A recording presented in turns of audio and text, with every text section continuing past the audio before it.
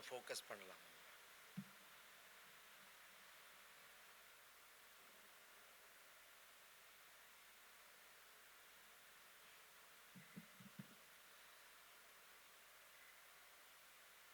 விக்ன விநாயக மூர்த்திக்கு ஜெய். கோபிகா ஜீவனஸ்மரணம் ஜானகீகாந்தஸ்மரணம். நமः பார்வதீபதயே. சத்குருநாத் மகாராஜ் கி, ஆஞ்சநேய மூர்த்தி கி. சதா பாலரூபாபி விக்னாத்ரிஹந்த்ரி மகாதந்தி வக்த்ராபி பஞ்சாஸ்ய மான்யா விதீந்திராதிமிருக்யா கணேசாபிதாமே விதத்தாம் ஸ்ரியம் காபி கல்யாணமூர்த்திः. ஸ்ரியம் வித்யாம் தத்யாத் ஜனனிமமிதாம் கீர்த்திமமிதாம் சுபுத்ரம் பிராதத்தே தவ ஜடிதி காமாக்ஷி கருணா திரிலோக்யாமாதிக்யம் திரிபுர பரிபந்தி பிரணயினி. பிரணாமஹ த்வத்பாதே ஷமிததுரிதே கிம் ந குருதே. ஸ்மிருதே சகலகல்யாணபாஜனம் யத்ர ஜாயதே புருஷஸ்தமஜம் நித்யம் व्रजामि शरणं हरिं. यशिवो नामरूपाभ्यां या देवी सर्वमङ्गला तयोः संस्मरणात् पुंसां सर्वतो जयमङ्गलं. नारायणं नमस्कृत्य नरं चैव नरोत्तमं देवीं सरस्वतीं व्यासं ततो जयमुदीरयेत्. धर्मो विवर्धति युधिष्ठिरकीर्तनेन पापं प्रणश्यति वृकोदरकीर्तनेन. शत्रुर्विनश्यति धनञ्जयकीर्तनेन. माद्रीसुतौ कथयतां न भवन्ति रोगाः. वसुदेवसुतं देवं कंसचाणूरमर्दनं देवकी परमानन्दं कृष्णं वन्दे जगद्गुरुं. श्रुतिस्मृतिपुराणानाम् आलयं करुणालयं नमामि भगवत्पादशङ्करं लोकशङ्करं. भक्तवात्सल्यजलधेः परमानन्दरूपिणः अस्मदाचार्यराजस्य प्रपन्नोऽस्मि पदाम्बुजं. त्र्यम्बकपुराधीशं गणाधिपसमन्वितं गजारूढमहं वन्दे शास्तारं कुलदैवतं. बुद्धिर्बलं यशोधैर्यं निर्भयत्वमरोगता अजाढ्यं वाक्पटुत्वं च हनूमत्स्मरणात् भवेत्. ओं श्री राधा रुक्मिणी सत्यभामा समेत श्री गोपालकृष्णाय परब्रह्मणे नमः. ओं सद्गुरुचरणारविन्दाभ्यां नमः. वाग्देव्यै नमः. ओं हनुमते नमः. श्रीहरये नमः.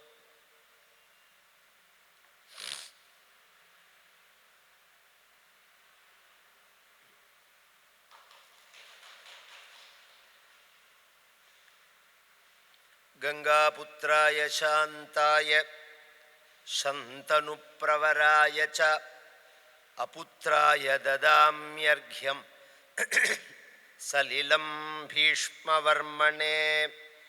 वैयाघ्रपादगोत्राय सांकृतिप्रवराय च अपुत्राय ददाम्यर्घ्यं सलिलं भीष्मवर्मणे. भीष्मः शान्तनवो वीरः सत्यवादी जितेन्द्रियः आभिरद्भिरवाप्नोतु पुत्रपौत्रजिताः क्रियाः. சர்வேஸ்வரனான பரம கருணாமூர்த்தியான பகவானுடைய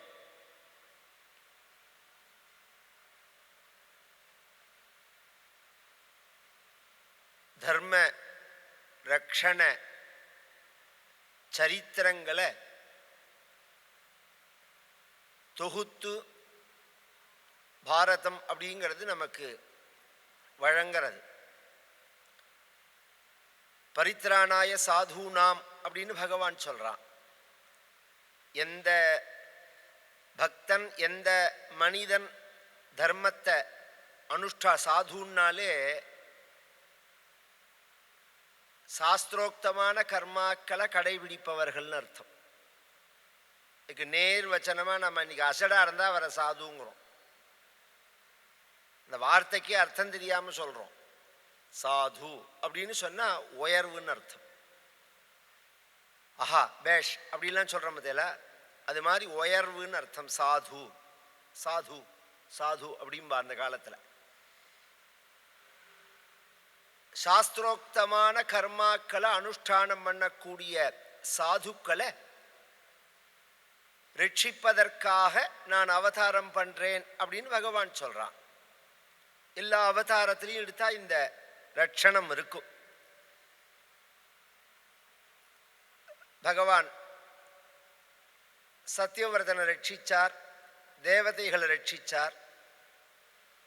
வராக அவதாரத்தை அடுத்துண்டா பகவான் ஹிரண்யாக்ஷனை வதம் பண்ணினார், பூமியை ரட்சிச்சார்.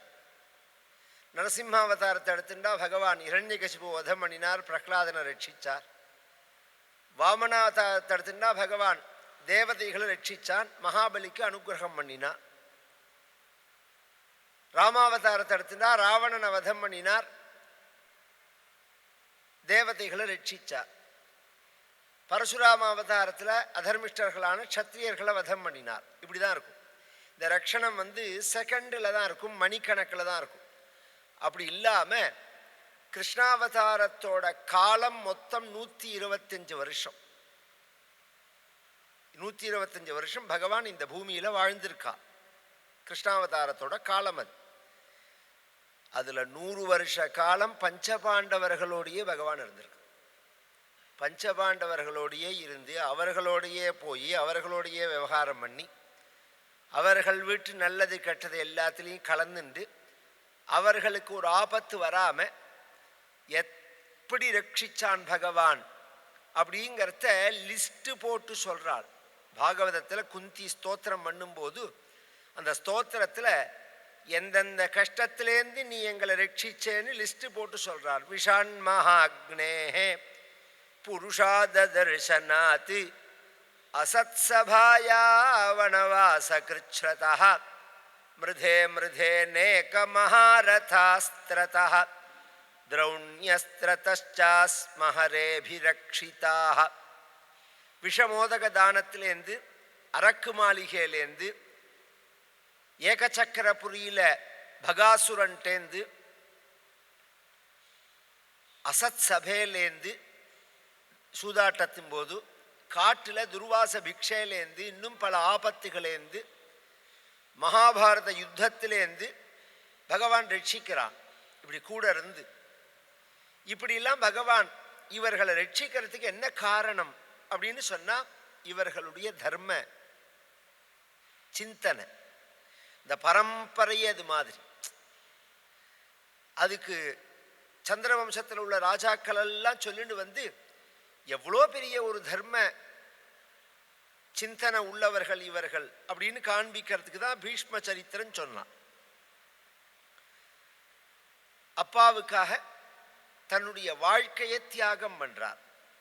ராஜ்யத்தை ராமர் சொத்தை தியாகம் பண்ணினார், 14 வருஷம்தான் தியாகம் பண்ணினார்.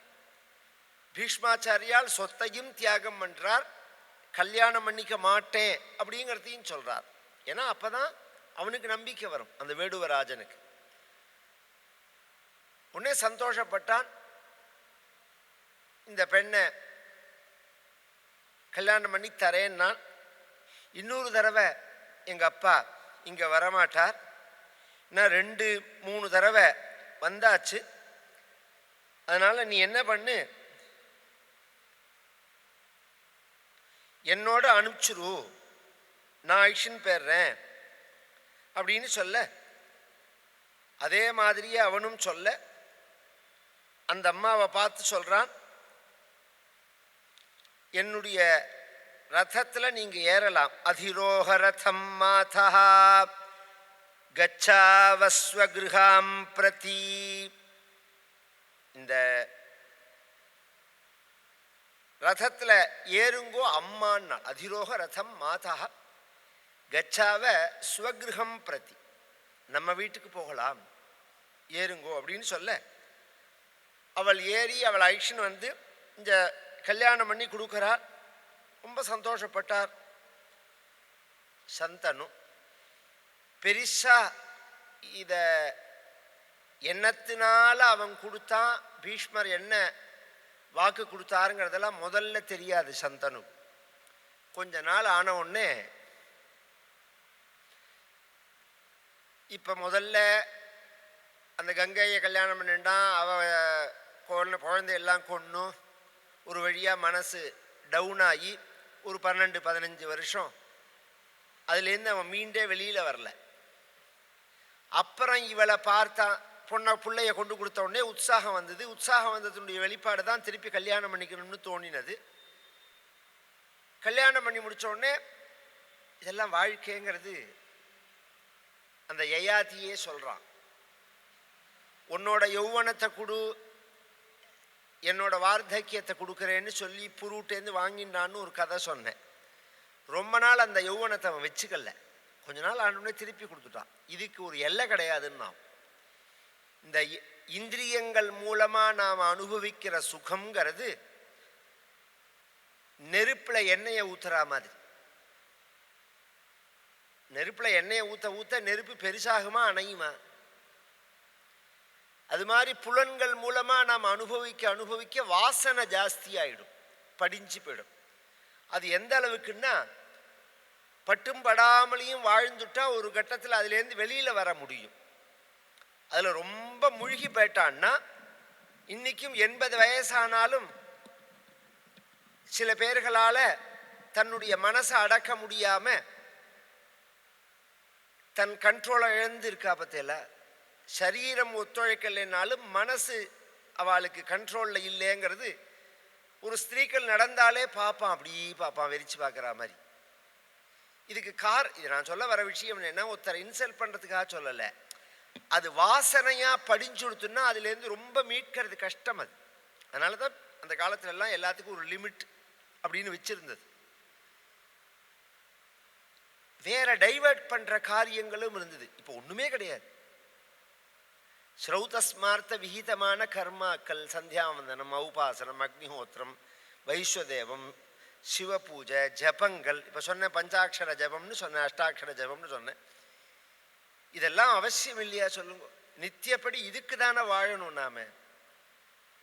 இது எதுக்கு ஜபம் பண்ணி எடுத்துக்கணும்னா ஜீவ சுத்திக்காக. அப்பய தீட்சிதர்னு ஒரு மகான், அவர் சொன்னார், எனக்கு அடுத்த ஜென்மா பிறவி அப்படின்னு ஒன்று இருந்ததுன்னா ஆந்திரத்துவம் ஆந்திர பாஷாச்ச ஆந்திர தேச பிரவர்த்தகா, அடுத்த ஜென்மான்னு ஒன்று இருந்ததுன்னா எனக்கு ஆந்திர தேசத்து பிராமணாலாக நான் பிறக்கணும்னார். மணவாடுவா பிறக்கணும்னார். ஏன் இப்படி அவர் வேண்டின்றார்னா, இந்த நம்ம குழந்தை பிறந்தவுடனே 3 வயசில் அக்ஷராபியாசம் 4 வயசில் பண்ணுவோம். மத்தில நெல்லை போட்டு எழுதுவோம் பாருங்க. நம்ம தென்னிந்தியாவில் என்ன சம்பிரதாயம்னா, ஓம் ஹரிஹி ஓம் நமோ நாராயணாயான்னு எழுதுவா. அப்படிதான் எழுதுவா. இன்னி எப்படி எழுதுறான்னு புரியல. அந்த நெல்லில் எழுதுறது எப்படி எழுதணும்னா நமோ நாராயணாயா அப்படின்னு எழுதணும். இதே ஆந்திராவில் எடுத்துனுட்டோம்னா நமசிவாயான்னு எழுதுவாவா. நமசிவாயா அப்படின்னு எழுதுவா. அக்ஷராபியாசமே பஞ்சாட்சரம். அதனால அப்பய தீட்சிதர் சொல்றார், எனக்கு அடுத்த ஜென்மான்னு ஒன்று இருந்தா எனக்கு ஆந்திர தேசத்தில் பிறக்கணும். பஞ்சாட்சரம் பாவனமுச்சரந்தா பதிம் பசூனாம் ஹிருதி பாவயந்தா. ஆதிசங்கரர் சொல்றார், உலகத்துல இதுக்கு மேல சாந்தியான வாழ்க்கை உண்டான்னு கேட்டார். பாவனமான பவித்திரமான பஞ்சாட்சரத்தை வாக்கால ஜபம் பண்ணிண்டு பசுக்களுக்கு பதியா உள்ள பரமேஸ்வரனை ஹிருதயத்தில் தியானம் பண்ணிட்டு ஒரு பிக்ஷை எடுத்தா கூட போறோம். பிக்ஷை எடுத்துன்னு மரத்தடியில் தங்கினா கூட, ஒரு கோமணத்தை கட்டிண்டா கூட போறோம். உலகத்தில் யார் பாக்கியசாலினால் கௌபீனவந்தக்கலு பாக்யவந்தா, அவன் தான் பாக்கியசாலின்னு. நீங்க திங்கிறது, தூங்கிறது, குழந்தை பெற்றுக்கிறது கோடிக்கணக்கா பண்ணியாச்சு. கோடிக்கணக்கா பண்ணியாச்சு. 1-2 ஜென்மா இல்லை, கோடிக்கணக்கான ஜென்மா இதே வேலை. மனுஷ ஜென்மா அப்படிங்கிறது அபூர்வமானது, ரொம்ப அபூர்வமானது, அரிது அரிது. எத்தனை அரித சொல்றாள், மானிடராய் பிறத்தல் அரிது அப்படின்னு. அப்பேற்பட்ட ஜென்மாவில் ஏதாவது ஒன்றை நமக்கு என்ன முடியுமோ அதை. அதனால தான் ஹிந்து மதத்துக்கு ஒரு பெருமை, ஒரு பலம் எதுன்னா, ஒரு வழி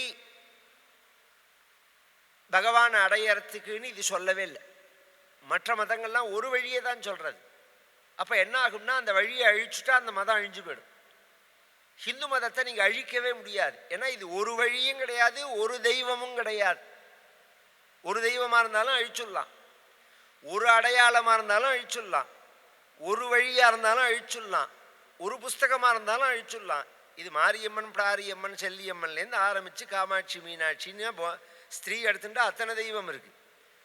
புருஷால் எடுத்துட்டா கருப்பண்ணசாமியிலேருந்து ஆரம்பித்து காசி விஸ்வநாதர் பிறந்த எத்தனை சுவாமியா நீங்கள் கண்டிக்க முடியும் உங்களால்?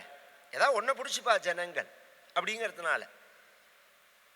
அதில் ஏதாவது ஒன்று இதில் அதில் ரொம்ப சுலபமானது, பவித்திரமானது பஞ்சாட்சரம். பஞ்சாட்சரம் பாவனமுச்சரந்தா. இது பரம பவித்திரமானது. இதை சொன்னாதான் நாக்கு அடைஞ்சத்தோட பயனையே அடையிறோம் நாம. பூவினுக்கருங்கலம் பொங்கு தாமரை ஆவினுக்கருங்கலம் அரண் அஞ்சி ஆடுதல் கோவினுக்கருங்கலம் கோட்டமில்லது நாவினுக்கருங்கலம் நம சிவாயவே. அப்பர் சுவாமிகள் சொல்றார், சொற்றுணை வேதியன் ஜோதிவானவன் பொற்றுணை திருந்தடி பொருந்த கை தோழ கற்றுணை பூட்டியோர் கடலில் பாய்ச்சினும் நற்றுணையாவது நம சிவாயவே. நாக்கு அடைஞ்சத்தோட பயன், ஜென்மா சாபல்யம் அடையறதுக்குள்ளதான சாதனம் பஞ்சாட்சரத்தை ஜபம் பண்ணுறது. இதில் ஒரு ஆச்சரியம், இந்த கிருஷ்ணாவதாரத்திலேயே கிருஷ்ண பரமாத்மாவுக்கு கிருஷ்ண பரமாத்மா இந்த பஞ்சாட்சரத்தை உபதேசத்தை எடுத்துட்டாருன்னு பாரதத்தில் வருது. கிளத்தில் உபமன்யுங்கிற மகரிஷி பகவானுக்கு பஞ்சாட்சரத்தை எடுத்து வச்சார் முறைப்படி. யாருமே இதெல்லாம் நாம சொல்றது இல்லை. இப்போ நாம தேவதாந்தர பேதமாக பேசல, அதை எல்லாருமே மனசில் வாங்கிக்கணும். இந்த தெய்வம் சக்தி, அந்த சப்ஜெக்டுக்குள்ளே வரல. நாம இதை பற்றி கொண்டாடி பேசும்போது இதோட பெருமைகளை நாம் சொல்லிதான் ஆகணும். அதுக்காக சொல்லப்படுற விஷயம் அது.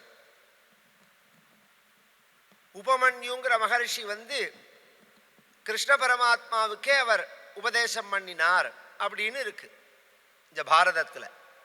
அப்பேற்பட்ட ஒரு பவித்திரமான ஒரு பஞ்சாட்சரத்தை ஜபம் பண்ணிட்டு ஓரளவு டிட்டாச்மெண்ட்டோடு இருக்கணும். மனசு நமக்கு பக்தி அல்லது ஞானம் இதை அடையறதுக்கு அடையாளம் என்ன, அந்த பரிபக்குவம் வந்ததுங்கிறதுக்கு அடையாளம் என்னன்னா, உலக வாழ்வியல்ல உள்ள பிடிப்பு விலகிறது தான். சில பேருக்கு பிடிப்பு விலகும். பகவத்கீதையில் பகவான் இந்த விஷயத்தை எடுத்து பேசலாம். இவனால் அதை அனுபவிக்க முடியாத போது அதில் வெறுப்பு வரும். அந்த பிடிப்பு வரக்கூடாது. பல்லு முழுக்க போனதுக்கு அப்புறம் கோகுலாஷ்டமி பட்சணம் சாப்பிட்றேன்னால்னு தாத்தாட்ட கேட்டால் எனக்கு அதெல்லாம் ஒன்றும் வேண்டாம் பிறகு. ஏன்னா கடிக்கிறதுக்கு பல்லு கிடையாது. அதனால பட்சணத்தை வேண்டான்னு சொல்லிட்டாருன்னா அவருக்கு வைராக்கியம் வந்துடுத்துன்னு சொல்ல முடியுமா?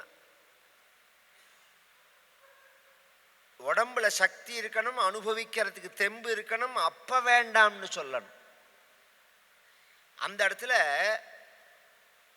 இவனால முடியலைங்கிறதுனால வேண்டாங்கிறானே தவிர அவனுடைய மனசுல உள்ள வாசனை போகாதங்க. தாபம் வேற இருக்கும். இந்த பட்சணத்தை தாம் திங்க முடியலேங்கிற ஒரு வருத்தத்தோட இல்லாம எல்லாரும் சாப்பிட்றாளேன்னு வேற. இன்னும் அதையும் தாண்டி சில பேர் சொல்லுவா, அதை நீ பொடி பண்ணி கொடு, நான் வாயில வச்சு அடக்கிக்கிறேன்பா. அப்படியும் விடக்கூடாது அதை அப்படிங்கிறதுக்காக. அப்படி இல்லாதபடிக்கு எல்லாத்துலேயுமே ஒரு கட்டத்துக்கு அப்புறம் என்ன சாப்பாடாக இருந்தாலும் சரி, என்னவா இருந்தாலும் சரி, பெருசா இதிலெல்லாம் வெறுமனை உட்காந்துக்கிறது. சில பேர் சும்மனா கொண்டு திண்ணியை தேய்ச்சின்னு உட்காந்துருப்பான். அப்படி இல்லை, ஏதாவது ஒரு ஜபம் பாராயணம். உடம்பு முடியலைன்னா உட்கார்ந்த இடத்துல ஜபம் பண்ணலாமே, அது நான் என்ன சொல்கிறேன்னா, ஒரு பூஜை பண்ண முடியல, என்னால் ஒரு பிரதட்சணம் பண்ண முடியல, ஒரு கோவிலுக்கு பண்ண முடியல, ஒன்றுமே வேண்டாம், குளிச்சுட்டு உட்காந்து ஜபம் பண்ணலாமே, அது அவசியம்.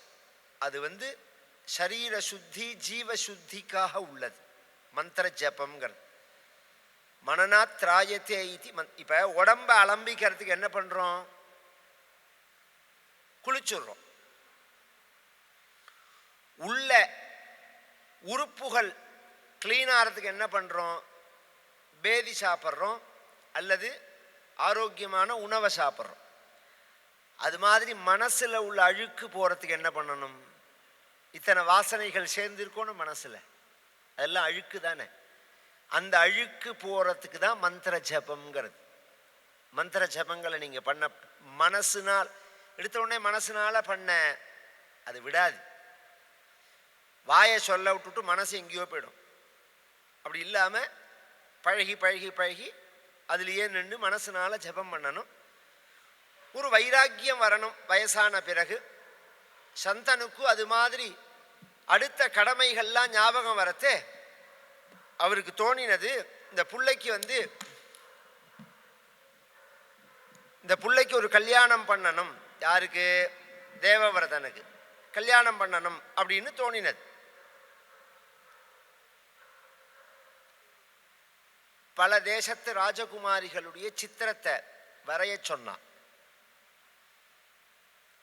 அந்த காலத்துலலாம் எவ்வளோ பெரிய டெக்னாலஜி இருந்திருக்குங்கிறது ஒரு ஆச்சரியம். ஃபோட்டோ இல்லைன்னு நாம் சொல்கிறோமோனோ, ஃபோட்டோவை விட ஒசத்தி ஒன்று இருந்திருக்குங்க. ஒருத்தரோட முடி, ஒருத்தரோட நகம் சம்பந்தப்பட்டவாளோடத்தை கொடுத்துட்டா அதை வச்சுன்னு அவ படத்தை வரைஞ்சுடலாம். இது எப்படி சாத்தியம்னா, வரும், இன்னும் கொஞ்ச நாளில் வந்துடும். இப்போ ஓரளவு அதுக்கிட்ட நெருங்கி வந்துட்டுருக்கா. அந்த டிஎன்ஏவை மேட்சிங் பார்க்குற விஷயத்தில் வரும்போது இந்த வம்சம் இன்னாரும் இவாளும் மேட்சுங்கிற லெவலில் தான் பார்க்குறாளே தவிர, ஒரு செல்லில் உள்ள டிஎன்ஏவோட அந்த வரிசையை வச்சுண்டு அந்த செல்லுக்கு உடையவனுடைய சரீர அமைப்பை சொல்லக்கூடிய டெக்னாலஜியும் வந்துடும். இந்த முடியில நகத்தில் அந்த செல் இருந்திருக்கு. செல் இருக்கணும். இவ குறிப்பிட்டு ஏன் அதை சொல்லணும்?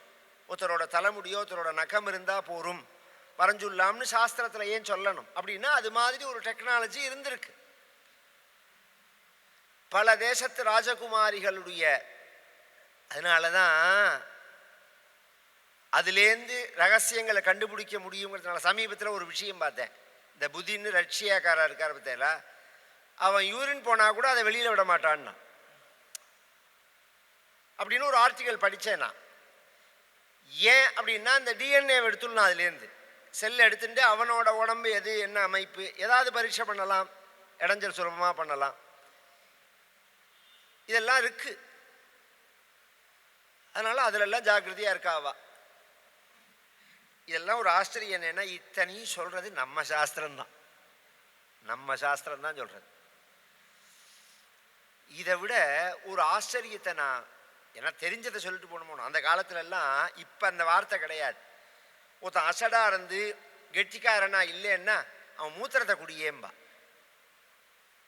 நீங்கள் அந்த காலத்தில் வெய்வா கவனிச்சிருக்கல?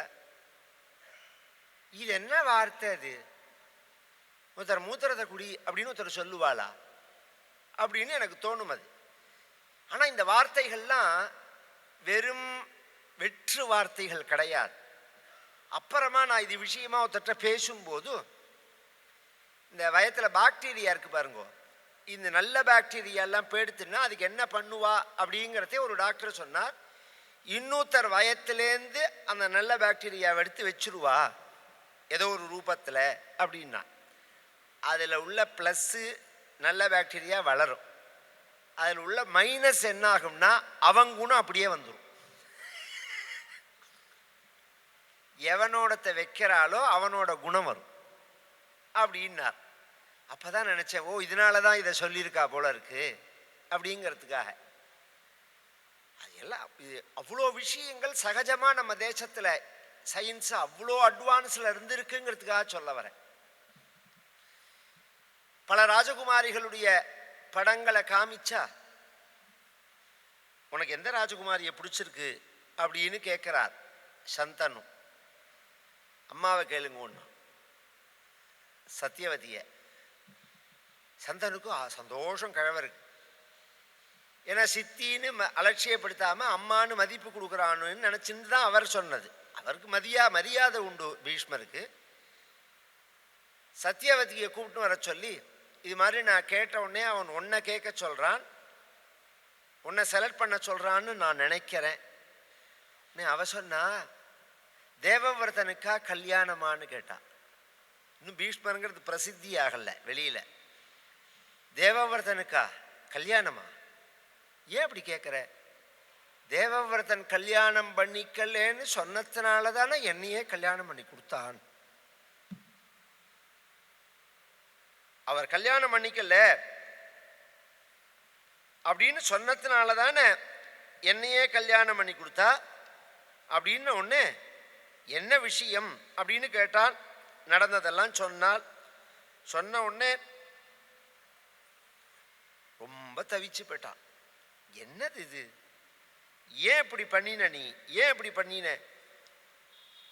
அதை தாண்டி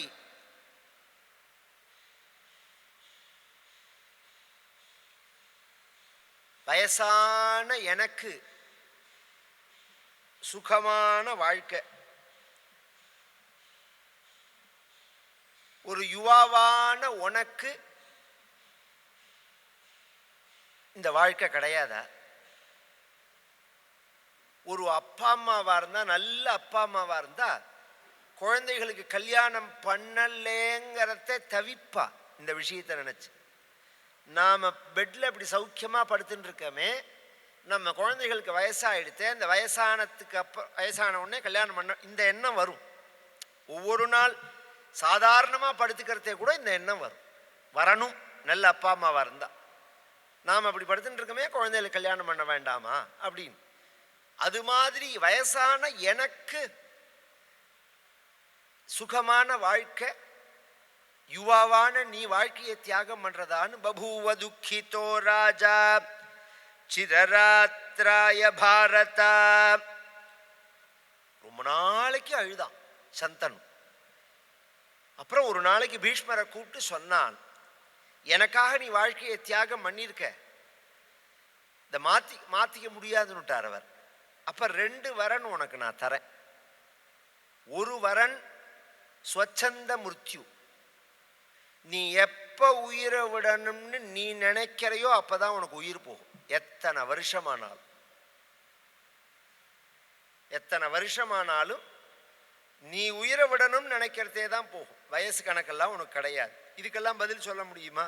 வருஷத்தை வச்சுன்னு சிலதெல்லாம் ஆராய்ச்சி பண்றோமே நம்ம. ஒரு மனிதனால, ஒரு சாதாரணவனால இத்தனை நாள் இருக்க முடியுமா, அத்தனை நாள் இருக்க முடியுமா அப்படின்னு நமக்குள்ளேயே ஆர்கியூமெண்ட் பண்ணிக்கிறோமே.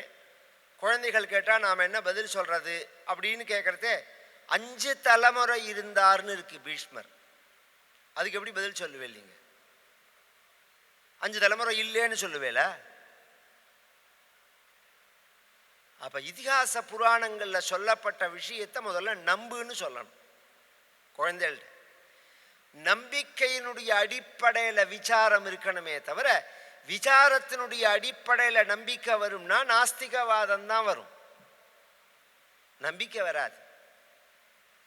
விசாரம் பண்ணினப்புறம்தான் நான் நம்புவேன்னு நீங்கள் சொன்னேன்னா வயசானப்புறம்தான் விசாரம் வரும், வந்தால் நாஸ்திகவாதம் தான் வரும்.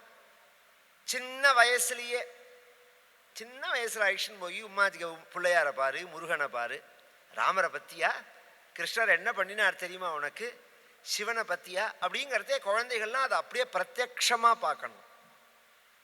ஏன்னா அந்த மனசில் சந்தேகம் வராது. அப்போ அப்படியே முழுஷாக நம்பிடும். கிருஷ்ணர் வந்தார் தாத்தா கனவுல என்கிட்ட சொன்னார் அப்படின்னு அது ஒரு கதையை சொல்லும், கிருஷ்ணரை நான் பார்த்தேன் அப்படின்னு. இதெல்லாம் ஆரம்ப காலம். இது வயசாக ஆக அப்புறம் விசாரம் வரத்தே அந்த நம்பிக்கை மாறாதா, பகவான் இருக்காங்கிற நம்பிக்கை மாறாதா. அதுக்கு மேலே அந்த பகவானை நாம் எப்படி உணர்றது அப்படிங்கிற கேள்வி வரத்தே சாஸ்திரங்களை பின்பற்றணும்னு தோணும். நம்பிக்கையினுடைய அடிப்படையில் தான் விசாரம். இது ஹிந்து மதம் காமிக்கிறது. சயின்ஸ் சொல்றது விசாரத்தினுடைய அடிப்படையில் நம்பிக்கைன்னு சாத்தியமே கிடையாது. ஓரளவு தான் அதுக்கு இல்லை. மாயைக்கு மேலே பிரம்மத்துக்கிட்ட போகிறதே விசாரத்தினுடைய அடிப்படையில் நம்பிக்கை வராது. இது ரொம்ப நுட்பமான விஷயம். இத்தனை வருஷம்னு இல்லாமல் நீ எத்தனை வருஷம் வேணாலும் இருக்கலாம், உன்னுடைய இஷ்டம் அப்படின்னுட்டா. இது ஒரு வரன். ரெண்டாவது வரன் என்னன்னா, ஒருத்தன் கல்யாணம் பண்ணிண்டா குழந்தைய பெத்துண்டா அவனுக்கு தர்ப்பணாதிகள் சிரார்த்தாதிகள்னு வம்சத்தில் உள்ளவா பண்ணணும். அவன் காலமானத்திலேருந்து அது ஆரம்பிக்கும். அது காலமாகி 10வது நாள் அன்னைக்கு ஞாதி தர்ப்பணம்னு பண்ணுவா எல்லாரும். வந்து 3வது நாள் 10வது நாள் அன்னைக்கு ஆரம்பிப்பா ஞாதி தர்ப்பணம்னு பேர். அதுலேருந்து ஆரம்பிச்சா சிரார்த்தங்கள், பிள்ளைகள் இருந்ததுன்னா சிரார்த்தங்கள் பண்ணணும். அடுத்தது பேரன், அப்புறம் கொள்ளு பேரன் பரியந்தம் இவன் பேர் உண்டு. இப்போ நாம் சிரார்த்தம் பண்ணும்போது அப்பா தாத்தா கொள்ளு தாத்தா பரியந்தம் பண்ணுறோமோ, 3 ஜென்ரேஷன் பண்ணுறோம். பிண்ட பிரதானங்கள் அப்பா சிரார்த்தம்னா அப்பாவுக்கு மட்டும் நாம் பண்ணுறதில்ல. பொதுவாக அப்பா சிரார்த்தம்னு சங்கல்பத்தில் சொல்லுவோமே தவிர வசுருத்ராதித்யால்னு தான் பேர். வசு ஸ்வரூபம் அப்பா, ருத்ரஸ்வரூபம் தாத்தா, ஆதித்யஸ்வரூபம் பிரபிதாமகர். பிண்ட பிரதானம் பண்ணுறதே 3 பேருக்குன்னு தான் வரும். அப்பா தாத்தா கொள்ளு தாத்தான்னு 3 பேருக்கு. அது மாதிரி அம்மா பாட்டி கொள்ளு பாட்டி அப்படின்னு தான் 3 தலைமுறை தான் ஒத்தனுக்கு இது கிடைக்கும். உனக்கு நான் அனுகிரகம் பண்ணுறேன் தேவவிரதா, உலகம் உள்ள பரியந்தம் உனக்கு தர்ப்பணம் பண்ணுவான். யார் பண்ணுவா, எப்போ பண்ணுவா? இந்த 25ஆம் தேதி ரத சப்தமின்னு நடந்தது. நாங்கள்லாம் புஷ்கரில் இருந்தோம் சப்தாத்தில். அந்த ரத சப்தமின்னா என்ன அப்படின்னா சூரியன் வந்து திரும்புறது. உத்தராயணம் தட்சிணாயணம்னு சொல்கிற மத்தியில் பொதுவாக தர்ப்பணங்கள் ஒரு புரிதலுக்காக சொல்லிட்டு போகிறேன். ஏன்னா எல்லாரும் ஒரு காலத்துலலாம் அவாவா வாத்தியார் அவாவா சம்பிரதாயங்களை நிரூடையாக சொல்கிறதுக்குள்ள பெரிவா இருந்தா. இப்போ வந்து ஆத்துவாத்தியாருமே இப்போ மாறி போயிட்டார். நமக்கு சௌரியத்துக்கு இருந்த மாதிரி உள்ள வாத்தியாரை வச்சுக்கிறோம். யாருமே நாள் நட்சத்திரங்கள்லாம் பார்க்குறதே பஞ்சாங்கத்தை தான் நம்புறா. பஞ்சாங்கத்தை நம்பி முழுசாக ஒரு காரியம் பண்ணக்கூடாது. பிரிண்டிங் மிஸ்டேக் இருக்கும், அவளே தப்பு பண்ணியிருப்பா. அதில் ஒரு தடவை நம்ம கிராஸ் செக் பண்ணிக்கணும், இது கரெக்டு தானா, இவா போட்டிருக்கிற லக்னமோ திதியோ கரெக்டு தானான்னு கிராஸ் செக் பண்ணிக்கணும். கிராஸ் செக் பண்ணிக்கிறதுக்கு முதல்ல எனக்கு தெரியணும். இப்போ நடக்கிறது மாசி மாதம்னா ஆரம்பிக்கிறதேவே கும்பலக்னம் தான் ஆரம்பிக்கும். கும்பலக்னம் மாசி 1ஆம் தேதி பார்த்தேன்னா முழுசாக இருக்கும், 5 நாழி பரிசையாக இருக்கும். அப்புறம் ஒவ்வொரு நாளும் பார்த்தேன்னா குறைஞ்சுட்டே வரும். உதயத்தில் 30ஆம் தேதி பார்க்கறதே சுத்தமாக குறைஞ்சி 1ஆம் தேதி ஆரம்பிக்கும் போது மீன லக்னம் ஆரம்பிச்சிடும். சூரியன் மீனத்துக்கு போய்டும். அப்போ நான் அந்த கும்பலக்னத்திலேருந்து கழிச்சுன்னு வரணும்.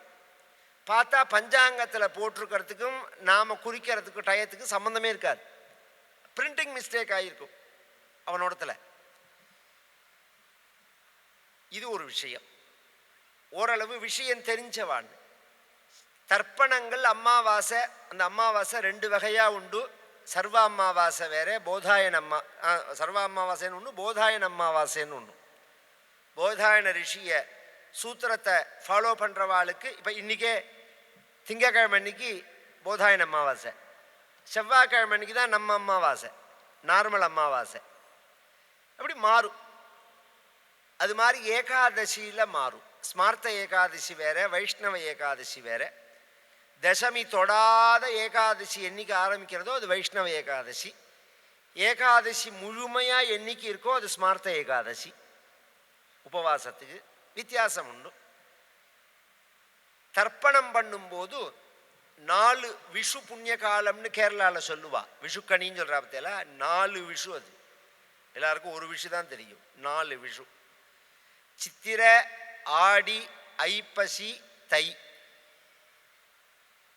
இந்த 4 என்ன விசேஷம் அப்படின்னா, 4லையும் சூரியனுடைய நேர் வித்தியாசமான மாற்றம். சித்திரையில் பார்த்தெல்லாம் கரெக்டாக நேராக இருப்பார், உச்சிக்கு நேராக இருப்பார் சூரியன். 6 மணிக்கு உதயம் இருக்கும். ஆடி மாதத்தில் போனெல்லாம் தென் திசைக்கு எஞ்சுக்கு போயிடுவார் அவர். ஐப்பசி மாதத்தில் பார்த்தெல்லாம் பழையபடி உச்சிக்கு மேலே இருப்பார், 6 மணிக்கு உதயம். தை மாதம் போயிடுத்தெல்லாம் வடதிசையோட எட்ஜுக்கு போயிடுவார், உத்தராயணம்னு. அப்படி தட்சிணாயனம் தென் திசையோட எட்ஜுக்கு போயிடுவார் தை மாதம் எண்டில். அப்படி போயிட்டு திரும்புறார், வடதிசையை நோக்கி திரும்புறார் பாருங்க, அதுதான் உத்தராயணம்ங்கிறது. அந்த ரதத்தை திருப்பற நாளைக்கு ரத சப்தமின்னு பேர். சூரியனோட ரதம் திரும்புறது. அதுக்கு மறுநாளைக்கு பீஷ்மாஷ்டமின்னு பேர். அன்றைய தினம்தான் பீஷ்மர் மோட்சம் அடைகிற நாள். இன்னைக்கும் சதாச்சாரத்தில் உள்ளவா, சம்பிரதாயத்தில் உள்ளவா பீஷ்மருக்கு தர்ப்பணம் பண்ணுவா. 3 முறை 3 ஸ்லோகம் சொல்லி பண்ணணும். கங்கா புத்திராய சாந்தாய சந்தனு பிரவராய ச அபுத்ராய ததாம்யர்க்யம் சலிலம் பீஷ்மவர்மணே வையாக்ரபாதகோத்ராய சாங்கிருதி பிரவராய ச. சங்கிருதி கோத்திரம் அவர். சங்கிருதி கோத்திரத்தில் வியாக்ரபாதர்னு ஒருத்தர் வரா. வியாக்ரபாதர்னு ஒரு மகர்ஷி சிதம்பரத்தில் இருப்பாரே, அவர் சங்கிருதி கோத்திரத்தில் வந்தவர். அந்த கோத்திரத்தை உடையவர் பீஷ்மர். அபுத்ராய ததாம்யர்க்யம் சலிலம் பீஷ்மவர்மணே. பீஷ்மஹ சாந்தனவோ வீரஹ சத்யவாதி ஜிதேந்திரியஹ ஆபிரத்பிரவாப்னோதி புத்திரபௌத்ர சிதாஹ் கிரியாஹ. 3 தடவை ஜலம் விடணும். உலகம் உள்ள பிறந்தம் உனக்கு விடுவான்னால் இன்னி பிறந்தம் சாதுக்கள் அதை பண்ணின்னு வர. கொஞ்ச நாள் ஆச்சு, சந்தனு சத்கதி அடைஞ்சான். இந்த சந்தனுக்கு கொஞ்ச நாள் கழிச்சு இந்த சத்தியவதிட்ட 2 குழந்தை பிறந்தது. சித்ராங்கதன், விசித்திர வீரியன் அப்படின்னு 2 குழந்தை பிறந்தது. குழந்தை பிறந்து கொஞ்ச நாள்லயே அவன் காலம் ஆயிட்டான். சந்தனு ரொம்ப வயசான பிறந்தான பிறந்தது. பீஷ்மாச்சாரியால் தான் கார்டியனா இருந்து அதை வளர்க்கிறார், குழந்தையில தயார் பண்றார். சித்ராங்கதனுக்கு பட்டாபிஷேகம் பண்ணி வச்சு, யுவராஜ பட்டாபிஷேகம் பண்ணி வச்சு அவனுக்கு கீழே இருந்து ராஜ்யத்தை இவர் பார்த்துக்கிறார். ஒரு சமயம் கந்தர்வர்களுடைய அரசனுக்கும் சித்ராங்கதன்னு பேரு, இவனுக்கும் சித்ராங்கதன்னு பேரு. இந்த 2 பேருக்கும் ஒரு சண்டை வந்துருது ஒரு காரணமா. அதுல அந்த சித்ராங்கதன் இந்த சித்ராங்கதனை கொன்னுட்டான்.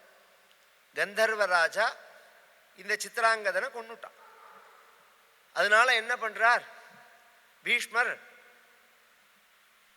2வது தம்பியான விசித்திர வீரியனுக்கு பட்டாபிஷேகம் பண்ணி வச்சார். விசித்திர வீரியன் கொஞ்ச நாள் ஆனவுடனே அவனுக்கு கல்யாணம் பண்ணணும்.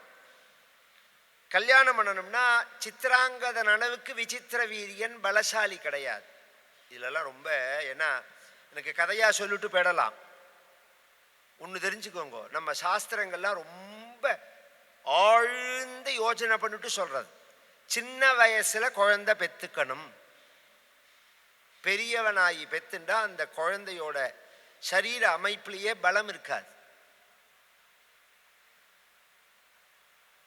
முதல் காய் இருக்கு பாருங்கோ, செடி போட்டு முதல் காய் காய்க்கும். கிராமத்தில் அக்ரிகல்ச்சரில் தெரிஞ்சவாளுக்கு தெரியும். அந்த காயை எடுத்து அடுத்த விதைக்கு வச்சிருவா. ஏன்னா அதில் உள்ள வீரியம் அடுத்தது காய்க்கிற காயில் இருக்காது. அது மாதிரி ஒரு ஸ்திரீக்கோ புமானுக்கோ சின்ன எவ்வளோக்கு எவ்வளோ சாஸ்திரத்தில் எப்படி சொல்றதுன்னா, மூவற்றில் பெறாத புள்ளைங்கிறது. 24 வயசுக்குள்ள குழந்தை பிறந்து விடணுங்கிறது ஆம்பளைக்கு. ஸ்திரீக்களுக்கு 16-18 வயசுங்கிறது. இதெல்லாம் இன்னைக்கு பேச முடியுமா? சட்டங்கள்லாம் மாறி போயிடுத்தேன்னா எல்லாம் வாஸ்தவம்தான். ஆனால் சயின்டிஃபிக்காக சத்தியமாக பேசுகிற ஒரு டாக்டர்கிட்ட போய் குழந்தை பெற்றுக்கிறதுக்கு கரெக்டான காலம் எது பெண்களுக்குன்னு கேளுங்க. ஒரு 23-24 வயசுக்குள்ள குழந்தையெல்லாம் பிறந்துடும். அந்த காலத்தில் உடம்பு தளர்ச்சியே அடையாது. இன்னைக்கு 35 வயசுல தான் இவளே அறக்கழவி ஆயிட்டா. 35 வயசுல தான் குழந்தை பிறக்கிறது. அதுவும் கழத்தனத்தோடு தான் இருக்கு, சுருப்பு சுருப்பே இல்லாமல், இதுவே இல்லாமல். எதுக்காக இந்த சப்ஜெக்ட் எடுத்தேன்னா, அந்த பிரச்சனை இந்த 2வது பையனுக்கு வந்தது. ரொம்ப வயசான அப்புறம் அவன் பிறந்ததுனால அவன் பலவானா இல்லை. பலவானா இல்லாததுனால கல்யாணம் ஆகலை. ஏன்னா க்ஷத்திரியர்களுக்கு கல்யாணம் அப்படிங்கிறது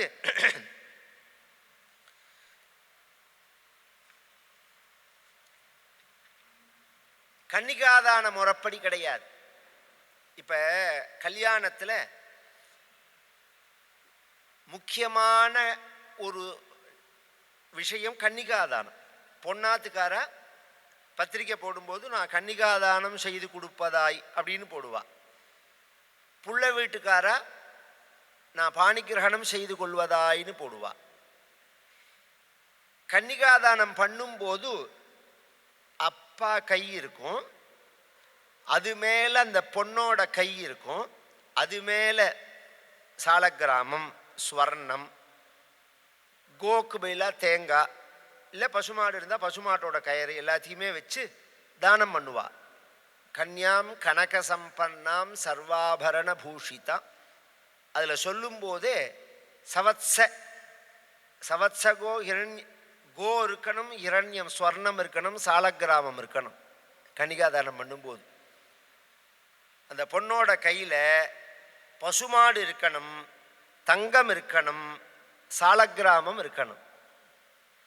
பசுமாட்டை நேர பிடிச்சிக்க முடியாது, அதுக்காக தான் தேங்காய் வைக்கிறது. கோப்பிரதிநிதி நாரிகேலம் அப்படின்னு. வைஷ்ணவாலாம் பார்த்தேன்னா சாலக்கிராமத்தையும் எடுத்துன்னு வந்துடுவா. வைஷ்ணவ கல்யாணத்துலலாம் அப்படியே அழகாக அந்த கல்யாணத்துக்குன்னே ஒரு சாலக்கிராமம் இதில் வச்சு நாக பீட்டத்தில் வச்சு கொண்டு வந்துடுவா. ஸ்வர்ணம் வைக்கணும். இந்த 3 வச்சு கல்யாணம் பண்ணணும், கன்னிகாதானம் பண்ணி கொடுக்கணும். அப்படி கொடுக்கும்போது வாங்குற பையனோட கை கீழே இருக்கும். மற்ற எல்லாரும் அப்படி வாங்கலாம், க்ஷத்திரியர்கள் அப்படி வாங்க மாட்டான். ஏன்னா அவர்களுக்கு கீழே கை இருக்கிறது கௌரவ குறைச்சல். ஒருத்தட்ட கை நீட்டக்கூடாது, க்ஷத்திரிய தர்மம்ங்கிறது.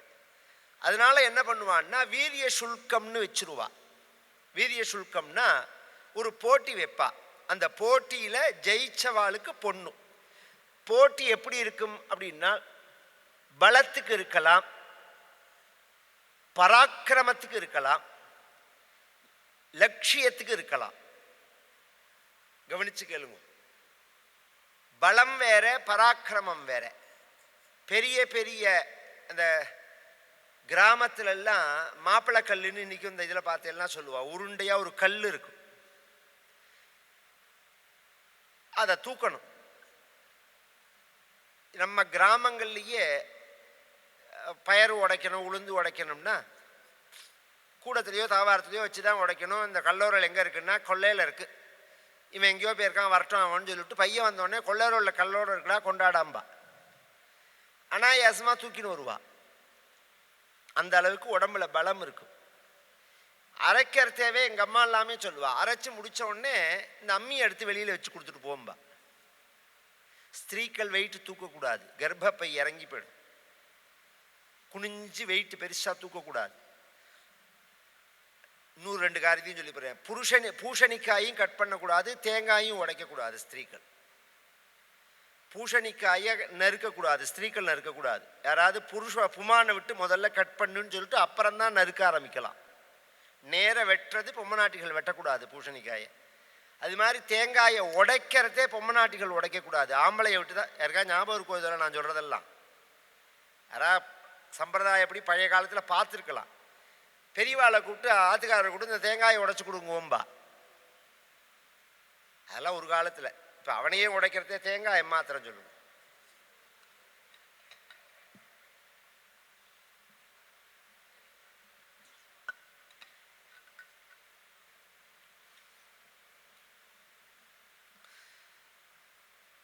அந்த கல்லை தூக்கிறதுக்கு பேர் பலம்னு பேர். பராக்கிரமம்ங்கிறது ஆயுதங்கள் எடுத்துண்டு ஒரு காலை. கிருஷ்ணாவதாரத்துலேயே இருக்கு. 8 கல்யாணத்தில் ஒரு கல்யாணம் 7 காளைகளை அடக்கி பகவான் கல்யாணம் பண்ணிண்டான் அப்படின்னு வர்றது. ஒரு ஆச்சரியம் என்னன்னா, நான் அதான் நினைச்சுப்பேனா, எவ்வளோ ஒரு நுட்பமாக நம்ம புராணத்தில் சொல்லிட்டு போயிருக்கு, அதை பார்க்கலன்னு. அந்த காளைகளை பற்றி கிருஷ்ணாவதாரத்தில் சொல்லும்போது அந்த காளைகளுக்கு எது பிடிக்காதுன்னா ஆம்பள வாசனை பிடிக்காதுன்னு வருது. ஆமா, இந்த இந்த இந்த ஜல்லிக்கட்டு காலை இருக்கு பத்தியில, அதை எப்படி ட்ரைனிங் கொடுக்கணும்னா, ஆண் புருஷ கந்தான்னு இருக்குங்க. ஆண் வாடை இருக்கக்கூடாது. அதுக்கு ஆண் வாடை பட்டாலே காலை சீக்கணும். அது காலை ஒரு தடவை சீச்சு கொம்பால ஒரு தடவை பூமியில் குத்தும். அந்த மாதிரி அதுக்கு ட்ரைனிங் கொடுக்கணும். இப்போ சில பேர் இந்த இதிலெல்லாம் பார்த்தேன், இப்போ தான் யூடியூப்லலாம் சகஜமாகிடுதே. இப்படி 10 பேரை தூக்கி பெரட்டி போட்ட காளையை 10 வயசு பொண்ணு வந்து பிடிச்சின்னு போவோம். என்னத்தினாலேன்னா பொண்கிட்ட அதுக்கு அந்த எண்ணம் வராது. ஆண்கள் மட்டும்தான் அது போட்டி போடும். அதுதான் அதோட சுபாவமே, ஒரிஜினல் காளையோட சுபாவமே. ஆம்பளைகள் வாசனை பார்த்தா அதுக்கு கோபம் வரும், காலை சீரும். அந்த காளையை அடக்கணும். பெரிய வில்லை இடுத்து வச்சு நான் ஏத்தணும். ராமாவதாரத்தில் வருதணும் அந்த போட்டி. 3வது போட்டி மேலே மகாபாரதத்திலேயே வரும். லட்சியத்துக்குன்னு குறி வச்சு ஒரு இதை அடிக்கிறது. இதில் ஏதாவது ஒருத்தர் ஜெயிச்சா அந்த ஜெயிச்சவாளுக்கு அந்த பொண்ணை கொடுப்பா, போட்டி வச்சா. இது ஒரு வகை. இந்த சுயம்வரம் அதோட நிற்காது. வேற எப்படி நிற்கும்னா, ஜெயிச்ச உடனே மற்ற ராஜாக்கள்லாம் சண்டைக்கு வருவான், அவனையும் ஜெயிக்கணும். இது ஒரு வகை. இன்னொரு வகை எப்படின்னா, இந்த வருஷம் வரிசையாக ராஜாக்களை உட்காத்தி வச்சிருவா. உட்காத்தி வச்சுட்டு அந்த பெண்ணு கையில் மாலை எடுத்துன்னு வருவா. வந்தா வரிசையாக உட்கார்ந்துருக்கக்கூடிய இந்த ராஜாக்களுடைய பயோடேட்டா இதை வர்ணிப்பார். வர்ணித்த உடனே அந்த ராஜா பற்றி, இவனுக்கு இத்தனை வயசாகிறது, இது பிறந்த இத்தனை யுத்தத்தில் இவன் கலந்துன்னு இருக்கான், இத்தனையில் வெற்றி பெற்றிருக்கான், இத்தனையில் தோல்வி பெற்றிருக்கான், இவனுக்கு ஏற்கனவே கல்யாணம் ஆகிடுச்சுன்னா கல்யாணம் ஆனது, அவனுக்குள்ள குழந்தைகள், இத்தனை தேசத்தோட எல்லை, இதெல்லாம் பக்கத்தில் இருந்துன்னு ஒருத்தர் சொல்லுவா. அந்த பொண்ணு ஏற இறங்க பாப்பா. பிடிச்சிருந்தா கழுத்தில் மாலை போடுவா, பிடிக்கலைன்னா அண்ணன்ட போயிடுவா. யாரை பிடிச்சிருக்கோ அவனுக்கு மாலை போடுவா. அந்த சுயம்வரமும் அதோட நிற்காது. மாலை போட்ட உடனே மற்ற ராஜாக்கள்லாம் எங்களையே ரிஜெக்ட் பண்ணினேன்னு சண்டைக்கு வருவா. அப்போ அவளோட சண்டை போடுற பலம் இருக்கணும். இருந்தாதான் அந்த பொண்ணு தங்கும் அவனுக்கு. இதெல்லாம் இன்னைக்கு க்ஷத்ரிய தர்மம் கிடையாதே, எல்லாம் மிஸ்ரமாயிடுது. எல்லா சுபாவமும் மிஸ்ரமாயிடுது, கலந்து விடுது. பியூர் க்ஷத்ரியாளுடைய வாழ்க்கை முறையை சொல்றேன் நான். இப்ப இது மாதிரி போட்டிகளில் கலந்துக்கிறதுக்குள்ள கெப்பாசிட்டி இந்த விசித்திர வீரியனுக்கு கிடையாது. அதுக்காக தான் இத்தனையும் சொன்னேன். அப்ப என்ன பண்றார் பீஷ்மர்னா, தன் தம்பிக்கு பதிலாக தான் கலந்துக்கிறார். தம்பிக்கு எப்படி இருந்தாலும் கல்யாணம் பண்ணி ஆகணும். எல்லாமே இந்த கதையில் உள்ளது தான். ஒரு அக்கா தங்கையில் அழகு இல்லாத ஒரு அக்கா, அழகுள்ள ஒரு தங்கை இருந்தால் பொண்ணு பார்க்கறத அழகு உள்ள தங்கையை காமிச்சுட்டு இப்போ கல்யாணத்தில் அழகு இல்லாதவளை கொண்டு உட்காந்து வச்சுருவான் அந்த காலத்தில். தெரியுமா உங்களுக்கு? கேள்விப்பட்டிருக்கல எல்லாரும்? அதே தான் இந்த கதை. அவன் விசித்திர வீரியனுக்கு பலம் கிடையாது, பீஷ்மருக்கோ பலம் கூட. அதனால இவர் போய் நேரடியா போட்டியில கலந்துருக்கிறார். கலந்துட்டா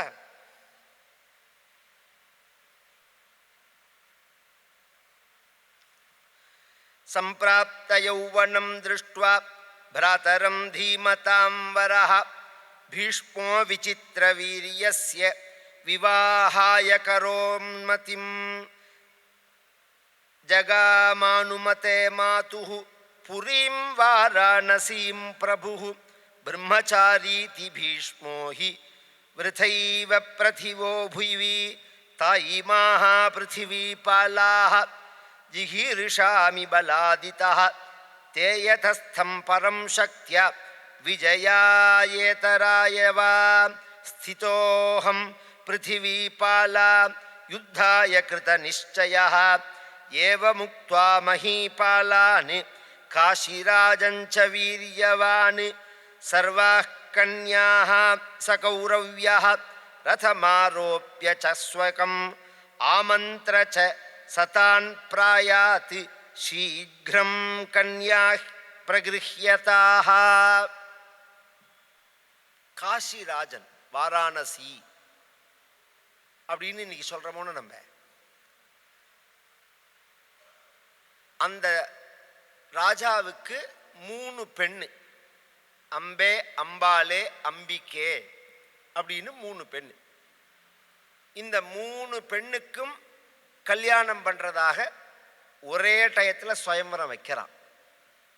இதெல்லாமும் நாம் தெரிஞ்சுக்கணும். ஒரே டயத்தில் 2 கல்யாணம் பண்ணக்கூடாது, 2 பூணல் போடக்கூடாது, இதையாக கிளப்பி விட்டுருவான். அந்த காலத்துலலாம் சிறுக கட்டி பெருக வாழறதுன்னு பேர். ஒரே காரியத்தை தான் 2 தடவை பண்ண போறோம்னா ரெட்டை செலவு என்னத்துக்கு பண்ணணும்? இப்போ என்னோட பூணல் நடந்த கதையை சொல்கிறேன், நீங்கள் கேட்டால் ஆச்சரியப்படுவேன். 74, 75 எங்கள் தாத்தா சோமயாகம் எங்கள் அண்ணாவுக்கு பண்ணி வைக்கிறார், பெரியப்பா பையனுக்கு. அவரோட சோமயாகம். எங்கள் பெரியப்பாவோட பொண்ணுக்கு 3வது பெண்ணுக்கு கல்யாணம், எங்கள் அத்தையோட 2வது பெண்ணுக்கு கல்யாணம், எனக்கு பூணல், எங்கள் பெரியப்பா பையனுக்கு பூணல், எங்கள் அத்தை பையனுக்கு பூணல். இதை தவிர ஒரு 13 பேர் பூனை போடுறதுக்கு சக்தி இல்லாதவாளெல்லாம் அழிச்சுன்னு வந்து அவளுக்கு இல்லாமல் பூணல். இத்தனையோட நடக்கிறது. ஜே ஜே ஜே ஜேன். என் புள்ள பூணலும் போதோ கல்யாணத்து போதோ எல்லாமே அப்படி தான் பண்ணுவோம். நாங்கள் நம்ம ஆற்றுல நாமே அதை தீர்மானம் பண்ணணும். நம்ம ஆற்றுல கல்யாணம் நடக்கும் போதும் கொஞ்சம் மனசில் வாங்கிக்கோங்கோ, அப்போ தான் புரியும். எல்லா செலவும் நாம் பண்ணுறோம். இத்தனை விமரிசையாக ஒரு ஏழையால் பண்ண முடியாது. ஒரு ஏழை அழிச்சுன்னு வந்து அதே கல்யாண மண்டபத்தில் ஒரு ஓரத்தில் அவளுக்கும் நாம் கல்யாணம் பண்ணி வச்சா அந்த கல்யாண செலவில் அவளுக்கு ஏதாவது செலவு உண்டோ? இதே மண்டபம், இதே அலங்காரம், இதே வாத்தியம், இதே சாப்பாடு எல்லாம் ஒன்று தான். தாலி, முகூர்த்த புடவை, கல்யாணம் கிராண்டாக நடக்கும். இந்த ஒரு கான்செப்டில் எங்கள் தாத்தா பண்ணுவார். நிறையா தர்மோபநயனம், கல்யாணங்கள்லாம் ஒரே சமயமாக பண்ணுவார். பண்ணலாம். ஒரு கல்யாணத்தும் போது 2 கல்யாணம் பண்ணக்கூடாது, ஒரு பூணல் போடுறதே 2 பிரம்மச்சாரி இருக்கக்கூடாது, இதெல்லாம் கிடையவே கிடையாது. அப்படிலாம் கிடையவே கிடையாது. ஒரு அப்பாவுக்கு 5-6 குழந்தைகள் உண்டோ, அப்போ என்ன அடுத்து முதல்ல உள்ளவனுக்கு கல்யாணம் ஆனாதான் அடுத்தவனுக்கே பூணல் போடுறதா என்ன? இதெல்லாம் எங்கேயாவது புத்திக்கு ஒவ்வொருதா? கர்ப்பாஷ்டமேஷு பிராமணம் உபநீதான்னு அந்த வயசு வந்தால் பூணல் போட்டுவிடணும். இன்னும் சொல்லப்போனால் வாத்தியார்கிட்ட போய் நீங்கள் நாள் பார்த்தேன்னா சுக்ர மௌட்யம், அங்காரக மௌட்யம், ப்ரஹஸ்பதி மௌட்யம்னு 3. ரிக்வேதிகளாக இருந்தால் ப்ரஹஸ்பதி எப்படி இருக்கான்னு பார்ப்பா. யஜுர்வேதிகளாக இருந்தால் சுக்ரன் அஸ்தமனம் இல்லாமல் இருக்கணும். சாமவேதிகளாக இருந்தால் அங்காரகன் அஸ்தமனம் இல்லாமல் இருக்கணும். எங்கள் தாத்தா என்ன சொல்லுவார், 5 வயசு ஆச்சு அந்த வருஷம் பூனல் போடலாம்ங்கிறதே சுக்கிரமௌட்யம் இருந்தாலும் போட்டுடும்பர். ஏன்னா இந்த வருஷம் அதை விட்டால் நாள் கிடையாது, அடுத்த வருஷம்தான் முகூர்த்தம் இருக்குன்னா இந்த ஒரு வருஷம் சந்தியாவந்தனம் காயத்ரி அவனுக்கு விட்டு போயிடுமேம்பர். அந்த பண்ணுற பாக்கியம் அவனுக்கு விட்டு போயிடுமே. சுக்கிரன்லாம் நாம் 2 நாளைக்கு ஆதித்யன் தப்பியாமி சோமன் தப்பியாமின்னு பண்ணினா எல்லாம் சரியாக போயிடும். அதெல்லாம் பண்ணாதனால தான் நவக்கிரகத்தை தேடி ஓட வேண்டியிருக்கு. இந்தியெல்லாம் இத்தனை நவக்கிரக கோவில், இத்தனை சாந்தி உண்டா என்ன, இத்தனை பரிகாரங்கள்லாம் உண்டா என்ன. நித்தியப்படி 3 வேளை நவக்கிரகங்களுக்கு தர்ப்பணம் தானே அது. மத்தியானம் சந்தியா மாத்தியானி, சந்தியாவந்தனம் மாத்தியானத்தில் அதை பண்ண மாட்டேங்கிறான். கோவில் கோவிலாக அலையறா, கல்லுகள்லாம். அதுவும் ஜெய்ப்பூர்லாம் போனேன். அதில் நல்லத்துலேயும் ஒரு நல்ல நாலெட்ஜோட ஜெயசிம்மன் பண்ணியிருந்தான்னு சொன்னேன். ஜெய்ப்பூர் முழுக்க எங்கே திரும்பினாலும் இந்த ராசிக்கல் பிளாட்ஃபாரத்தில் போட்டுன்னு உட்கறான். நம்ம ஊரில் அந்த கல் 2000 ரூபா 3000 ரூபாய்க்கு அமக்களமாக விலை போகிறது. அங்கே ஒரு பாக்கெட்டே 50 ரூபா தான். 10 கல் 20 கல் இருக்கும். அதில் இந்த பாக்கெட்டோட விலையே 50 ரூபா தான். நினச்சிருந்தேனா ஜனங்களுக்கு எவ்வளோ மௌட்டியமாக போயிடுது. அந்த கல்லே போலி. நீங்கள் ஏதாவது ஒன்று பண்ணிவிட்டு இதோட சேர்த்து பண்ணுறதே தான் அதுக்கு எஃபெக்ட் இருக்கும். வெறும் கல்லே உங்கள் வாழ்க்கையை அப்படியே பெரட்டிலாம் போட்டுறாது. நம்ம எல்லாம் புரிஞ்சுக்கோங்க. மாத்திரை சாப்பிட்டா அந்த மாத்திரை வேலை செய்கிற அளவுக்கு உடம்புல இருக்கணுமோனோ, அது மாதிரி ஏதாவது ஒரு புண்ணிய காரியம் இருக்கணும். சந்தியாவந்தனம் ரொம்ப முக்கியம். சந்தியாகினோ த்விஜோ நஷ்டான். 3 பெண்ணுக்கும் கல்யாணத்துக்கு நிச்சயம் பண்ணி சுயம்வரம் பண்ணுறான். இதில் பீஷ்மர் உட்காண்டிருக்கார். இவ எல்லாருமே பார்க்குறா. ஏன்னா பயம். பீஷ்மரை பற்றி எல்லாருக்கும் தெரியும். பரசுராமர்கிட்ட அபியாசம் பண்ணவர், அஸ்திரசாஸ்திரங்கள்லாம். அதனால பீஷ்மருக்கு சமானமாக வீரனே கிடையாது. பின்னாடி யுத்தத்திலேயே திணறி போகிறான் அர்ஜுனன். திணற போகிறான் பீஷ்மரோட. என்ன கிருஷ்ணா, எனக்கு அழுத்து போகிறது கழவர் அழுக்கவே இல்லையேன்னா. அவர் என்ன வயசாகுது, அவரோட சண்டை போட முடியல அர்ஜுனனால். அது மாதிரி உள்ளவர் பீஷ்மர். இவர் வந்தார்னா நமக்கெல்லாம் கல்யாணம் ஆகிறது கஷ்டம்னு இவ ஒருத்தருக்கு ஒருத்தர் பேசிக்கிறா. அந்த 3 பெண்ணும் மாலை எடுத்துன்னு வந்திருக்கா.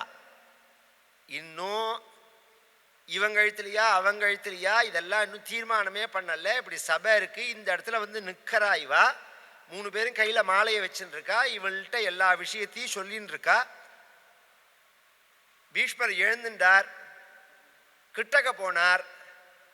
3 பெண்ணையும் இடது கையால் அப்படி அலாக்கா தூக்கினார். ஒரே கையால் வாழை உருவின்றார், வலது கையில் வச்சிருந்தார். ஒரு பைய கிட்டக்க வந்தெல்லாம் தெரியும் செய்தின்னார். தூக்கி தேரில் கொண்டு வச்சார். வச்சா இவரோட சண்டை போட முடியல அவர்களால். இதில் சால்வன்னு ஒருத்தன் வந்திருந்தான். அவன் என்ன பண்ணினா, ததோ பீஷ்மோ சாந்தனவம் ஷரைஹி சதசஹஸ்ரசஹ சால்வராஜோ நரஸ்ரேஷ்டஹ சமவாகிரதாசுகஹ ஜித்வா விமர்ஜயாமாஸ ஜீவந்தம் நிருபசத்தமம் ததசால்வஹ ஸ்வநகரம் பிரயயும் பரதர்ஷபா. அவனோட வென்று அவனை ஜெயிச்சார். ஜெயிச்சு இதில் 2 விதம் உண்டு. யுத்தத்துல எல்லாம் ஜெயிச்சா கொன்னுடுவா, அவனை உயிரோட திருப்பி விடமாட்டான். சில பேரை விடுவா. அந்த ஆளை பொறுத்து இருக்கு அது உயிரோட விடுறதுங்கிறது. இவனை கீழே தள்ளி இவன் மேலே கத்தியை கொண்டு வச்சுட்டார் பீஷ்மாச்சாரியார். நினச்சிருந்தா அவனை கொன்னு இருக்கலாம், விட்டுட்டான். ஏன்னா இது வெறும் கல்யாணத்துக்காக உள்ள சண்டை. அதனால அவனை கொல்லலை. அவன் திரும்பி ஊருக்கு போயிட்டான். இவர் 3 பெண்ணையும் தன் குழந்தை போல, பெண்ணு போல, மருமகள் போல தான் இவர் பாவிச்சு இவர் தூக்கினதே. கொண்டு தன்னுடைய தம்பியான விசித்திரவிதி என்ற கொடுத்தார். தாஹா சர்வகுண சம்பன்னாஹ பிராதா பிராத்ரேய வீயசே பீஷ்மோ விசித்திரவீர்யாய பிரததௌ விக்ரமாஹிருதாக விவாஹம் காரயிஷ்யந்தம் பீஷ்மம் காசிபதே சுதா ஜேஷ்டா தாசாமிதம் வாக்கியம் அப்ரவீத்த சதீ ததா மயா வரயித்தயோ பூத் சால்வஸ்தஸ்மின் ஸ்வர்யவரே ஏதத்விஜ்ஞாய தர்மஜ்ஞ தர்ம தத்துவம் சமாச்சரா.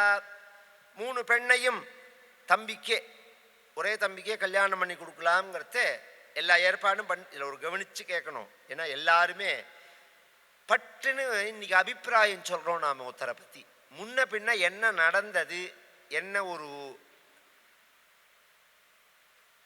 விஷயத்தோட ஆழம் என்ன அப்படிங்கிறது தெரியாமல் அபிப்பிராயமும் சொல்லக்கூடாது, ஒருத்தரை உடனே நம்பவும் கூடாது, ஒருத்தரை உடனே சந்தேகப்படவும் கூடாது. இதெல்லாம் ரொம்ப முக்கியமான விஷயம். பீஷ்மாச்சாரியால் விஷயத்தில் இவர் அந்த பொண்ணை தூக்கின்னு வந்த அன்னைக்கே கல்யாணம் இல்லை, அதுலேருந்து 4-5 நாள் கழித்து தான் கல்யாணம் நடக்கிறது. 3 பேருக்கும் கல்யாணத்துக்கு ஏற்பாடு பண்ணிட்டார். கல்யாணத்தன்னைக்கு கார்த்தால அந்த மூத்த பெண்ணு சொல்கிறா, உன் தம்பியை நான் பண்ணிக்க மாட்டேன்னா. ஏன்னு கேட்டார். அந்த சால்வராஜா வந்திருந்தானே, அவனை நான் மனசுனால வரிச்சுட்டேன். வந்து நின்ன உடனேவே அவனை நான் பார்த்தேன், அவனும் என்னை பார்த்தான். கண்ணால் அவனும் என்கிட்ட பேசினான், நானும் அவனுக்கு பதில் சொன்னேன். 2 பேரும் மனசுனால கல்யாணம் பண்ணிக்கிறதாக அங்கேயே தீர்மானம் பண்ணிட்டோம். அதனால உன் தம்பியை நான் கல்யாணம் பண்ணிக்க மாட்டேன் அப்படின்னா. அதுக்கு அவர் சொன்னார், அட பைத்தியமேன்னா, இதை நான் காசியில் தூக்கிறதவே சொல்லியிருக்கலாமேன்னார் அவர்.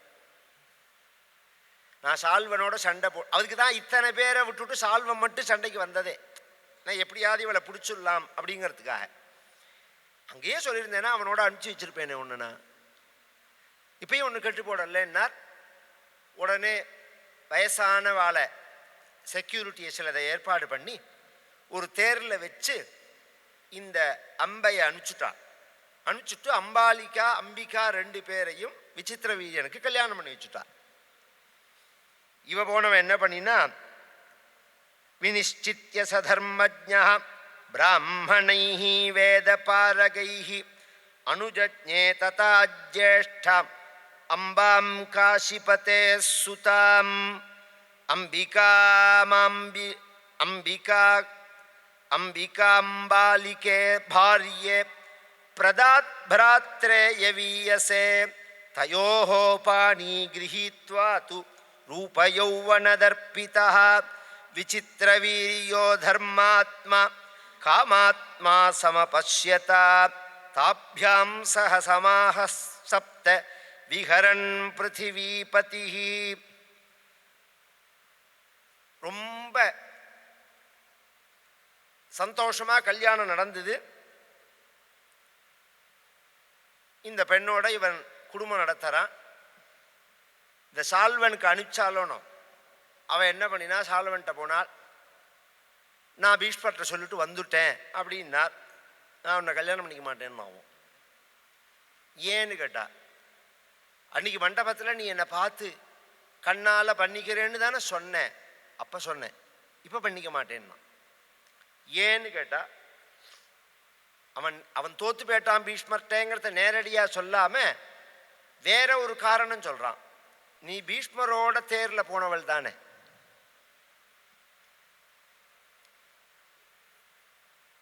பிரம்மச்சாரியோட டூர் போயிட்டு இப்போ என்ன கல்யாணம் பண்ணிக்கணும்னு சொன்னேன்னா நான் எப்படி கல்யாணம் பண்ணிப்பேன்னு கேட்டான்.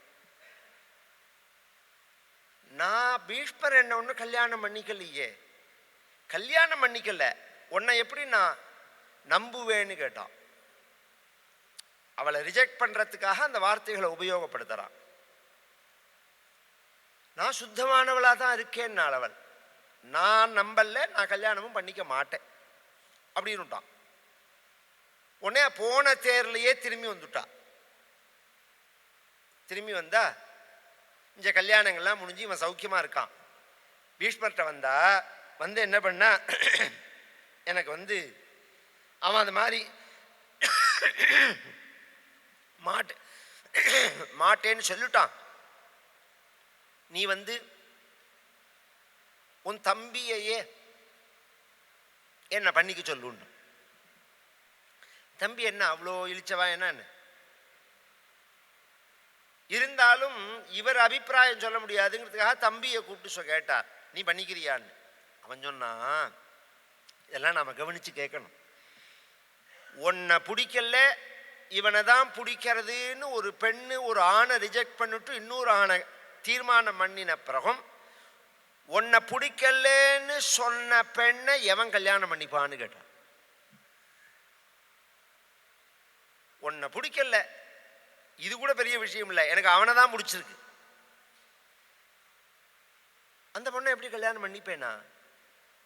நான் பண்ணிக்க மாட்டேன், மானியா உள்ள யாருமே பண்ணிக்க மாட்டான் அப்படின்னா. உடனே அவர் சொன்னார், உன்னை கொண்டு காசியில் விட்டுடுறேன்னா உங்கள் அப்பா வாத்திலேயே. நான் போகமாட்டேன்னா அவள். பின்ன என்ன பண்ணலாம்னா, நீ பண்ணிக்கோன்னா. யார? பீஷ்மரை. நீ பண்ணிக்கோன்னா. அவர் சொன்னார், கல்யாணம் பண்ணிக்கிற எண்ணமே எனக்கு கிடையாதுன்னார். அவர் கல்யாணம் பண்ணிக்கிற எண்ணமே எனக்கு கிடையாது, அப்படிங்கிறத நான் எப்படி பண்ணிப்பேன்னா.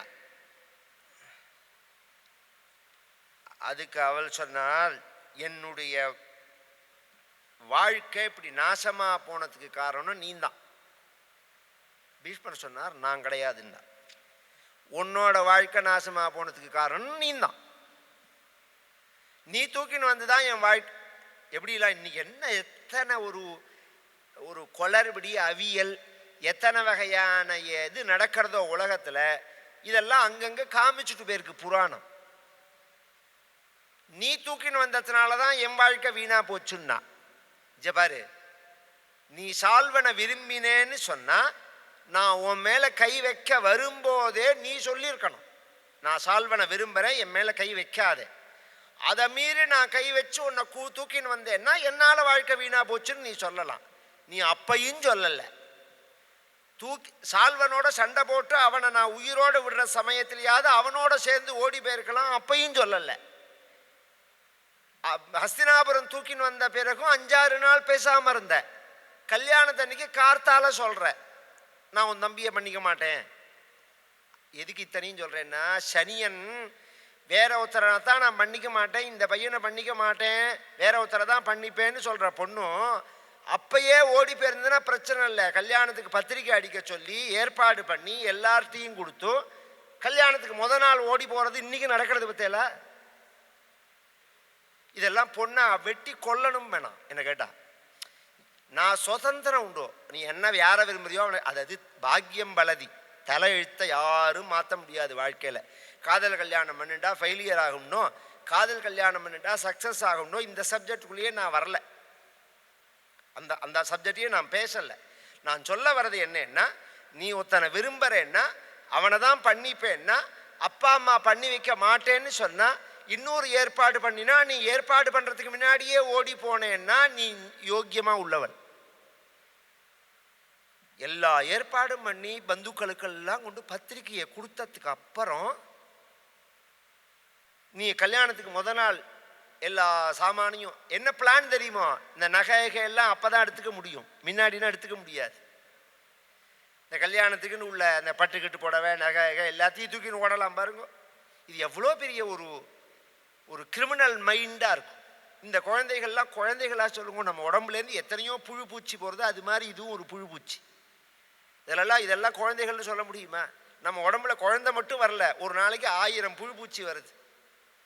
அந்த புழு பூச்சி இதுவும் சமம், அப்படிதான் எடுத்துக்கணும். அதை குழந்தைகள்னா அதுக்குள்ள தர்மம் இருக்க வேண்டாமா, கண்ணியம் இருக்க வேண்டாமா? நீ தப்பு பண்ணிவிட்டு என்ன சொல்லக்கூடாது, எனக்கு இதுல தப்பே கிடையாது, நீ பண்ண தப்பு தான், அது உன் வாழ்க்கைக்கு நீ தான் பொறுப்பு, உன்னை சும்மா விட மாட்டேன்னா என்னாலும் பண்ணிக்கோன்னா பீஷ்மாச்சாரியா. இவன் என்ன பண்ணினா, இதை சொல்லிவிட்டு அடுத்த சப்ஜெக்டுக்கு போறேனா. ராஜாக்கள்கிட்டெல்லாம் போய் கேட்டான், பீஷ்மரோட சண்டை போடணும் அப்படின்னு. அவள்லாம் சொன்னா, பீஷ்மரோட நன்னா இருக்கு, இந்த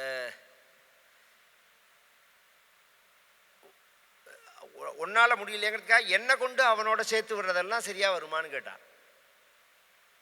நான் உங்களுக்கு பலம் வரா மாதிரி ஒன்று பண்ணுறேன்னு சொல்லிட்டு ஹிமயமலையில் போய் தபஸ் பண்ணி முருகப்பெருமானை தபஸ் பண்ணினான். முருகப்பெருமானை தபஸ் பண்ணின உடனே முருகப்பெருமான் பிரத்யக்ஷமானார். எனக்கு இது மாதிரி வெற்றி வேணும் அப்படின்ன உடனே பகவான் என்ன பண்ணினா ஒரு மாலையை கொடுத்தார். இந்த மாலையை யார் போட்டுண்டு சண்டை போடுறாளோ அவா பீஷ்மரை ஜெயிப்பாள் அப்படின்னா. இந்த மாலையை எடுத்துன்னு ஒவ்வொரு ராஜாட்டியா போனாவ. எந்த ராஜாவும் இந்த மாலையை போட்டுக்க மாட்டேன்னுட்டான். கடைசியில் பாஞ்சால தேசம் வந்தாவ. பாஞ்சால தேசம் வந்து துருபதராஜனை பார்த்து இந்த விஷயத்தை சொன்னான், இந்த மாலையை போட்டுன்னு பீஷ்மரோட சண்டை போடணும்.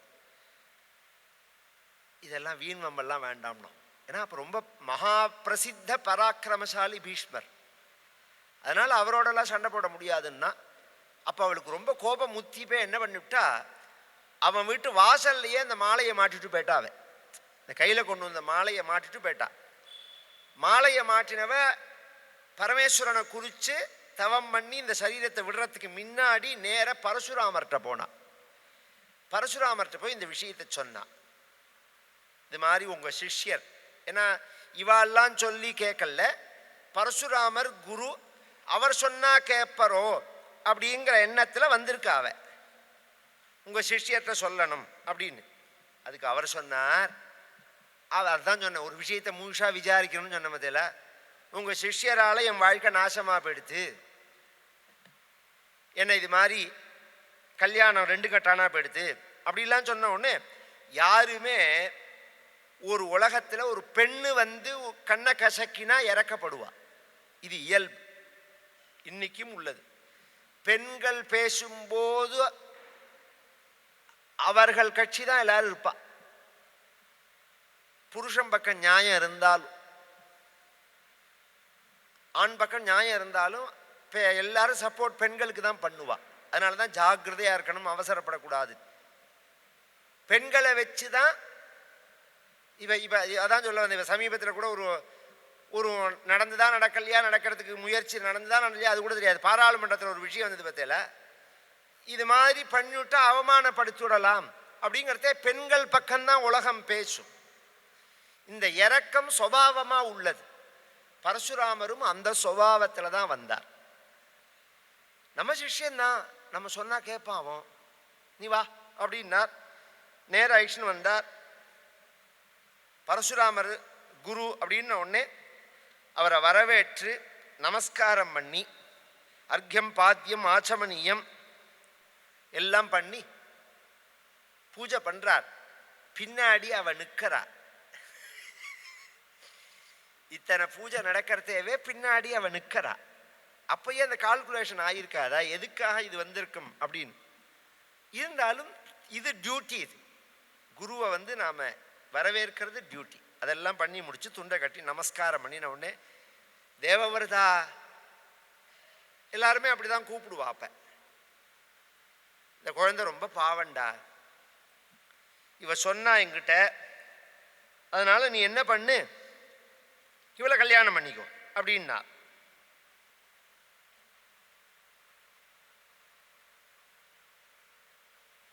அதுக்கு அவர் சொன்னார், நான் உலகத்தையே விட்டாலும் விடுவேன், சத்தியத்தை விட மாட்டேன். நான் கல்யாணம் பண்ணிக்கல அப்படின்னு சத்தியம் பண்ணியிருக்கேன். அதுக்கு அவர் சொன்னார் பரசுராமர், நான் குரு சொல்றேன் நீ செய்யின்னு. இதெல்லாம் ரொம்ப அழகான இடங்கள். குரு சொன்னா செய்யணும்னு ஒரு இடத்துல இருக்கு. இந்த விரதம் இருக்கும் பார்த்தீங்களா, நாம ஏதோ ஒரு பூஜை ஒரு நிமித்தமா விரதங்கள் இருப்போம். அந்த விரதங்களை பங்கப்படுத்தாதது 8 விஷயம். அஷ்டௌதானி அவ்ரதக்னானி ஆபஹா க்ஷீரம் கிருதம் ஆபஹா மூலம் கிருதம் பயஹா. ஒரு ஏகாதசி விரதம் இருக்கும். இந்த ஏகாதசி விரதத்தை கெடுக்காம சில காரியங்கள் உண்டு. ஜலம் சாப்பிட்டா விரதம் கெடாது. மூலம் கிழங்கு சாப்பிட்டா விரதம் கெடாது. ஆபஹா மூலம். அதனால தான் நாளைக்கு சிவராத்திரி அன்னைக்கு கிராமத்தில் சின்ன வயசில் இருந்தவாளுக்கு தெரியும், சக்குருளி கிழங்கை சுட்டு கொடுப்பா. சக்கரவர்லி கிழங்குன்னு இந்த சீசனில் தான் கிடைக்கும். அதை சுட்டு தான் சாப்பிட்ணும். கேரளா மாதிரி உப்பு உரப்பெல்லாம் போட்டு வெள்ளங்கள்லாம் போட்டு வேக விட்டு சாப்பிட்டேன்னா அது சாதத்துக்கு சமானம்தான். அப்படி சாப்பிடக்கூடாது, அதை வெறுமனை சுட்டு சாப்பிடுவா.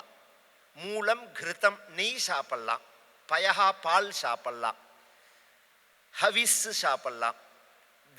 தேவதைகளுக்கு ஏதாவது ஹோமங்கள் பண்ணி மிச்சம் இருக்கு பார்த்தீங்களா, அதை சாப்பிட்லாம். பிராமண காமியாச்ச ஸ்ரார்த்தம்னா சாப்பிட்லாம். ஒருத்தர் சொல்கிறார் ஏகாதசி, இன்னைக்கு ஏகாதசி, ஒருத்தர் சொல்கிறார் எங்கள் அப்பா ஸ்ரார்த்தம் பிராமணாலே கிடைக்கல மாமான்னா நான் சாப்பிட்லாம். ஏகாதசி விரதம்னு சொல்லக்கூடாது. குரோர் வச்சனம், குரு சொன்னால் சாப்பிட்லாம். ஔஷதம், நாம் மருந்துகள் சாப்பிட்லாம். அஷ்டௌதானி அவ்ரதக்னானி, 8 விஷயங்கள் விரதத்தை கெடுக்காது. ஆபஹா ஜலம், மூலம் கிழங்கு, கிருத்தம் நெய், பயசு பால், ஹவிஸு பிராமண காமியங்கள், குரு வச்சனம் ஔஷதம் மருந்து.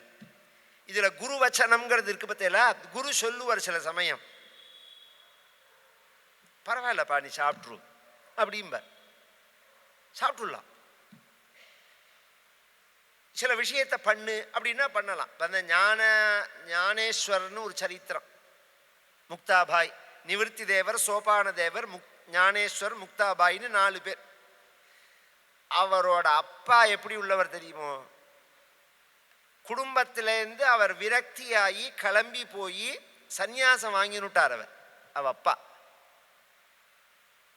அப்பா சந்நியாசம் வாங்கினுட்டார். இவர்களுக்கு குழந்தையிலே பிறக்காத போது இது அது என்னவோ சண்டையில் சன்னியாசம் வாங்கின்னு போயிட்டா. சண்டையில் சன்னியாசம் வாங்கிப்பாளான்னா, எங்கள் ஊர் பக்கத்தில் விஷ்ணுபுரம்னு ஒரு ஊர், அந்த ஊரில் ஒரு கதை நடந்தது. நான் சொல்கிறது 75 வருஷம் முன்னாடி. கார்த்தால 6:30 மணிக்கு காப்பி கொடுக்கலேன்னு ஒரு மாமா சன்னியாசம் வாங்கினுட்டார். காப்பி வெறி, 6:30 மணிக்கு கொடுக்கல, இவன் லேட்டாக கொடுக்குறா 7 மணிக்கு. எனக்கு போனால் அரச மரத்தடியில் குளத்தங்கரையில் மொட்டை அடிச்சுன்னு உட்காந்துருக்கார். உடனே பந்துக்களுக்கெல்லாம் சொல்லி அனுப்பிச்சு எல்லாரும் வந்துட்டா. வந்தால் எங்கள் தாத்தாவும் போனார். என்னது இது அப்படின்னார். அவ்வளோ அலட்சியப்படுத்துகிறா இவ அப்படின்னா. இனிமேல் அப்படிலாம் நடக்காது, நீங்கள் நாங்கள்லாம் உறுதிமொழி தரோம் அப்படின்னு ஒன்றே வெள்ளை வேட்டியை கட்டின்னு வந்துட்டார் அவர். இந்த மாதிரி சந்நியாசத்தை சொல்கிறேன்னா, அந்த காலத்திலேயே ஒரு கோபம்னா நான் காசிக்கு கிளம்புறேன்பா, நான் சன்னியாசம் வாங்கிட்டுருவேன்னு மிரட்டின காலமும் ஒரு காலம் உண்டு. நான் சன்னியாசம் வாங்கிட்டுருவேன். ஒருத்தன் பொண்டாட்டியை மிரட்டிகிட்டே இருந்தான், நீ எதாவது பண்ணினேன்னா நான் சன்னியாசம் வாங்கிட்டுருவேன். அந்த அம்மா என்ன மாதிரி சாது, ரொம்ப ஐயோ அப்படிலாம் பண்ணாதீங்கன்னு பயந்து இருந்தா. இந்த மிரட்டலுக்கே ஒரு எல்லை உண்டோணும். ஒரு கட்டத்தில் திருப்பி சொன்னோன்னே பேஷா வாங்கிக்கோங்க, போகிற வழிக்கு புண்ணியம் உண்டுன்னாரு. என்னை மிரட்டினது போகிறோம், நீங்கள் சன்னியாசம் வாங்கிக்கோங்கன்னா. உடனே இறங்க மாமியை பார்த்தான். நம்மாத்து மாமி தானா, உண்மையாக தான் சொல்கிறாளான்னு யோசனை பண்ணிவிட்டு புதுசாக வந்திருக்கிற அந்த பாம்பு பஞ்சாங்கத்தை எடுத்து, விஸ்வாவசு பஞ்சாங்கத்தை எடுத்து இப்படி பெரட்டினா. போய் அந்த பஞ்சாங்கத்தை பிடுங்கினாள் அவள். என்னை எதுக்கு சன்னியாசம் வாங்கிக்க வேண்டாம்னு சொல்கிறேன்னா, பாருங்க எப்படி கனெக்ட் பண்ணுறா பாருங்க. உன்னை அவ கேட்டா, நான் பஞ்சாங்கத்தை தானே பிடிங்கினேன், சன்னியாசம் வாங்கிக்க வேண்டான்னு நான் எங்கே சொன்னேன்னா அவன். நீ பஞ்சாங்கத்தை பிடுங்கிறதுக்கு அதான அர்த்தம்னா. பஞ்சாங்கம் எதுக்கு பார்க்குறேன்னு கேட்டா, சன்னியாசம் வாங்கிக்கிறதுக்கு நாள் பார்க்குறேன்னா. அதுக்கு அவ சொன்னா, கல்யாணத்துக்கு தான் நாள் பார்க்கணுமே தவிர மொட்டைக்கு என்ன நாள்னு கேட்டாவ. மொட்டை அடிக்கிறதுக்கு என்ன நாள், கல்யாணம் பண்ணிக்கிறதுக்கு தான் நாள் பார்க்கணும். ததேவ லக்னம் சுதினந்த தேவா, இப்பயே கிளம்புங்கன்னாவ. அது மாதிரி சன்னியாசம் வாங்கிட்டுருவேன் அப்படின்னு மிரட்டுவாளோன்னு. மிரட்டினா உடனே பயப்படுவா. இந்த ஞானேஸ்வரரோட அந்த பொண்டாட்டியோட ஏதோ சண்டை வந்து அவர் கிளம்பி போயிட்டா. போனால் கொஞ்ச நாள் கழித்து இவர் யார்கிட்ட போய் சன்னியாசம் வாங்கிட்டாரோ அந்த சுவாமிஜி இந்த ஞானேஸ்வரர் ஊருக்கு வரா. ஆலந்தியோ சம்திங், ஆனந்த் ஏதோ ஒரு ஊர், அது மகாராஷ்டிராவில். அந்த ஊருக்கு வரா. வந்தால் இந்த பொண்ணு போய் நமஸ்காரம் பண்ணி சௌமங்கல்யத்தோடு இருக்கா. என் பர்த்தா என்னை விட்டுட்டு போயிட்டார், அவர் எங்கே இருக்காருன்னு தெரியல. இவர் என்ன பண்ணார், நமஸ்காரம் பண்ணினோடனே இவள் சுமங்கலியாக இருக்காள், சுவாசினியாக இருக்காள், சின்ன பொண்ணாக இருக்கிறது, தீர்க்க சுமங்கலா பவா, சத்புத்திரவதி பவா, இப்படிலாம் ஆசீர்வாதம் பண்ணினார் அவர். புத்திர லாப சித்திரஸ்து அப்படிலாம். அவள் அழுதா. ஏம்மா அழறேன்னா, எங்கள் ஆத்துக்கார் எங்கே போயிருக்காருனே தெரியலேன்னா. ஆசீர்வாதம் பண்ணியிருக்கேன், கவலைப்படாதே பழிக்கும்னா. உங்கள் ஆத்துக்கார் என்ன பெயர் என்ன விஷயம்னா, இந்த கோத்திரம் இன்ன பிராமணர் இன்ன பெயர் அப்படிலாம் சொன்ன உடனே உள்ள இந்த பூஜை நிர்வாகத்தில் உள்ள இந்த இளம் சன்னியாசி ஐஷ்ணு வர சொன்னார். இவர் தானே உங்கள் ஆத்துக்கார் பாருன்னா, ஆமான்னு. உடனே அவரை கூப்பிட்டார். நீ கிளம்பி போய் இவளோட குடும்பம் நடத்துன்னா, நீ விட்டுட்டு வந்தது சரியில்லைன்னா. சன்னியாசியானத்துக்கு அப்புறம் திரும்ப வந்து குடும்பம் நடத்தி தான் இவா 4 பேரும் பிறந்ததே. நிவர்த்தி தேவர், சோபான தேவர், ஞானேஸ்வரர், முக்தாபாய், இவா 4 பேரும் பிறந்ததே சன்னியாசியானத்துக்கு அப்புறம்தான். அதனால தான் யாருமே சமூகத்தில் அவரை ஏற்றுக்கல்ல, உபநயனங்கள்லாம் பண்ணி வைக்கல. சமூகம் நிந்த பண்ணினத்தினால இவா 2 பேரும் அந்த இதில் நதியில் இறங்கி உயிரை விட்டுட்டா. இப்படிலாம் கதை போகும்.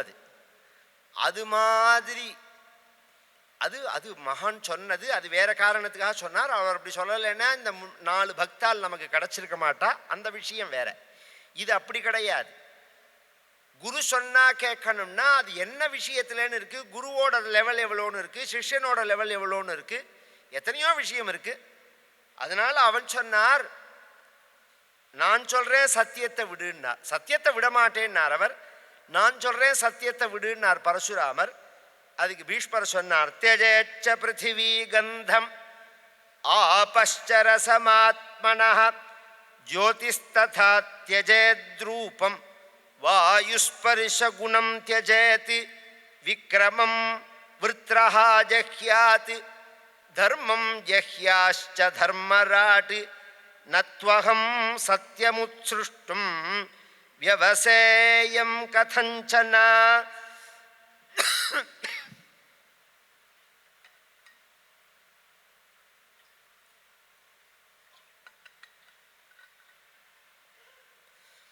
त्यजेत् शब्दं तथाकाशं सोमसीतां सुतां त्यजेत्. இந்த பூமி வாசனை இழந்தாலும் இழக்கும், ஜலம் ரசத்தை இழந்தாலும் இழக்கும், காற்று ஸ்பரிசத்தை இழந்தாலும் இழக்கும், நெருப்பு உருவத்தை இழந்தாலும் இழக்கும், ஆகாசம் சப்தத்தை இழந்தாலும் இழக்கும், சந்திரன் அமிர்தத்தை இழந்தாலும் இழப்பான், தர்மராஜன் தர்மத்தை விட்டாலும் விடுவான், இந்த பீஷ்மன் சத்தியத்தை விட மாட்டான். இதெல்லாம் அதோட தன்மையை விட்டாலும் விடும், இந்த பீஷ்மன் சத்தியத்தை விட மாட்டான். யார்கிட்ட பேசுற தெரியுமா பீஷ்மா அப்படின்னார். தெரியும்னார். நான் யார் தெரியுமா, 21 தலைமுறை க்ஷத்ரியனை வேறறுத்தவன்னார்.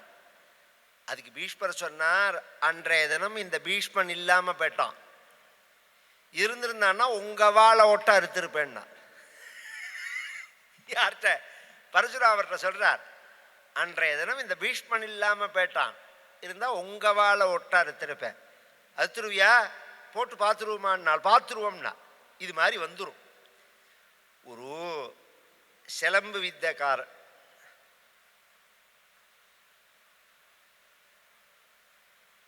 ஒரு ஸ்கூல் வச்சு சிலம்பு வித்தை சொல்லி கொடுத்தா. அதிலேயே ஒரு சிஷ்யனோட சண்டை வந்துருத்து, ஒரு மோதரா மாதிரி. குருவோடையே அவன் மோத வந்துட்டான்.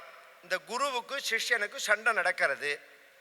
ஒரு கட்டத்தில் ரெஸ்ட் எடுக்கிறதே சம்சாரத்தை கூப்பிட்டு சொன்னா, அந்த ஆப்பக்குச்சி சிலம்பத்தை கொண்டாடினான். இவனுக்கு இனிமேல் இதெல்லாம் சரியா வராது, அந்த ஆப்பக்குச்சி சிலம்பத்தை கொண்டாடினான். உடனே இவன் என்ன பண்ணான், சிஷ்யன் சண்டை போடுற மூடில் இருந்தவன் பட்டுன்னு கம்பை கீழே போட்டு நமஸ்காரம் பண்ணிட்டு, குருவே எனக்கு நீங்கள் அதை சொல்லி தரலையேன்னா, இத்தனை சிலம்பு வித்தையெல்லாம் சொல்லி கொடுத்துருக்கேன், அந்த ஆப்பக்குச்சி சிலம்பை எனக்கு சொல்லி கொடுக்கலையேன்னா, உனக்கு சொல்லி கொடுத்த பிறந்தான் போருண்டாடினார். இது மாதிரி சில சூழ்நிலை வந்துடும். நம்மகிட்டயே அந்த கிராமத்தில் ஒரு வச்சனம் உண்டு, தீட்டின மரத்திலேயே சொருகி பார்க்கறதுன்னு, பட்டை தீட்டின மரத்திலேயே குத்தி பார்க்கறது அப்படின்னு. அது மாதிரி இந்த இவர்கிட்டயே எங்கிட்டயே பார்க்குறையா நீன்னா பாப்பம்னார். எங்க சண்டேன்னார். எப்போ சண்டேன்னார். அதுக்கு பீஷ்மர் சொன்னார், என்ன தேதி, எந்த இடம், என்ன மணி அப்படின்னு நீங்கள் சொன்னேன்னா நான் தயாராக இருக்கேன்னா, சித்தமாக இருக்கேன்னா யுத்தத்துக்கு. குருக்ஷேத்திரத்துலன்னா இதான் ஆரம்பம். ஏன்னா அந்த குருக்ஷேத்திரத்தை நிர்மாணம் பண்ணினவர் பரசுராமர் தான். ஒரு சமயம் குருங்கிற ராஜாங்க யாகம் பண்ணினாங்கிறதெல்லாம் வேற விஷயம். அதில் அத்தனை தீர்த்தம் இருக்கு பத்தியில. இந்த 300 சொச்சம் தீர்த்தம் இருக்கு அதில் குருக்ஷேத்திரத்தில். ஒவ்வொரு சத்திரியனையும் வெட்டிட்டு வந்து அந்த கோடாளி அங்கே தான் அலம்புகிறவர். இந்த க்ஷேத்திரத்தை நிர்மாணம் பண்ணினது அவர் தான். இந்த குருக்ஷேத்திரத்தில் வச்சுக்கலாம்னா அதே மாதிரியே சண்டை நடந்தது. வந்துட்டார் சண்டைக்கு, சொல்கிற அன்றைக்கி வந்துட்டார் பீஷ்மர். குருக்ஷேத்திரத்தில் இயல்பாக உள்ள க்ஷேத்திரம் 2 தீர்த்தம், 2 சூரிய தீர்த்தம், சந்திர தீர்த்தம். நீங்கள்லாம் போனாலும் அதை ஞாபகம் வச்சுக்கணும். சூரிய கிரகணத்தன்னைக்கு சூரிய தீர்த்தத்தில் ஸ்நானம் பண்ணுறது அவ்வளோ பவித்திரம். சூரிய தீர்த்தத்தில் ஸ்நானம் பண்ணினா சூரிய கிரகணத்தன்னைக்கு அந்த தீர்த்தத்தில் ஸ்நானம் பண்ணுறதுக்கு ஈக்குவல் எதுவுமே கிடையாது. நீங்கள் எதில் ஸ்நானம் பண்ணாலும். சந்திர கிரகணத்தன்னைக்கு சந்திர தீர்த்தத்தில் ஸ்நானம் பண்ணணும். 2 தீர்த்தம் இருக்குங்க, இயல்பாக உள்ளது, மற்றதெல்லாம் ஏற்படுத்தினது. அந்த சூரிய தீர்த்தத்தில் கார்த்தால ஸ்நானம் பண்ணிட்டு இப்படி நின்றுண்டு உத்திஷ்டமா காயத்ரி மட்டும் உட்கார்ந்துட்டு ஜபம் பண்ணக்கூடாது. மற்ற எல்லா மந்திரமும் உட்கார்ந்துட்டு தான் ஜபம் பண்ணணும். காயத்ரி நின்னுண்டு தான் ஜபம் பண்ணணும். இப்படி நின்னுண்டு இப்படி வச்சுக்கணும் துணியை. காயத்ரி மட்டும் இன்னொரு ஜப கவுண்டிங்கை வச்சுன்னு ஜபம் பண்ணக்கூடாது. மற்ற எல்லா மந்திரத்துக்கும் ஜபமாலையெல்லாம் வச்சுக்கலாம், காயத்ரிக்கு வச்சுக்கூடாது. பூனலை தொட்டுக்கணுங்கிற அவசியங்கள்லாம் கிடையாது. எத்தனையோ பேர் பூனலை தொட்டுப்பா, அதுக்கு சாஸ்திரத்தில் சொல்லலை. 1 2 3 4 5 6 7 8 9 10 11 12 13 14 15 16 17 18 19 20 இப்படி ஆரம்பித்து இப்படி வரணும். இந்த 2 ரேகையும் தொடக்கூடாது. இதில் ஆரம்பித்து இப்படி வரணும்.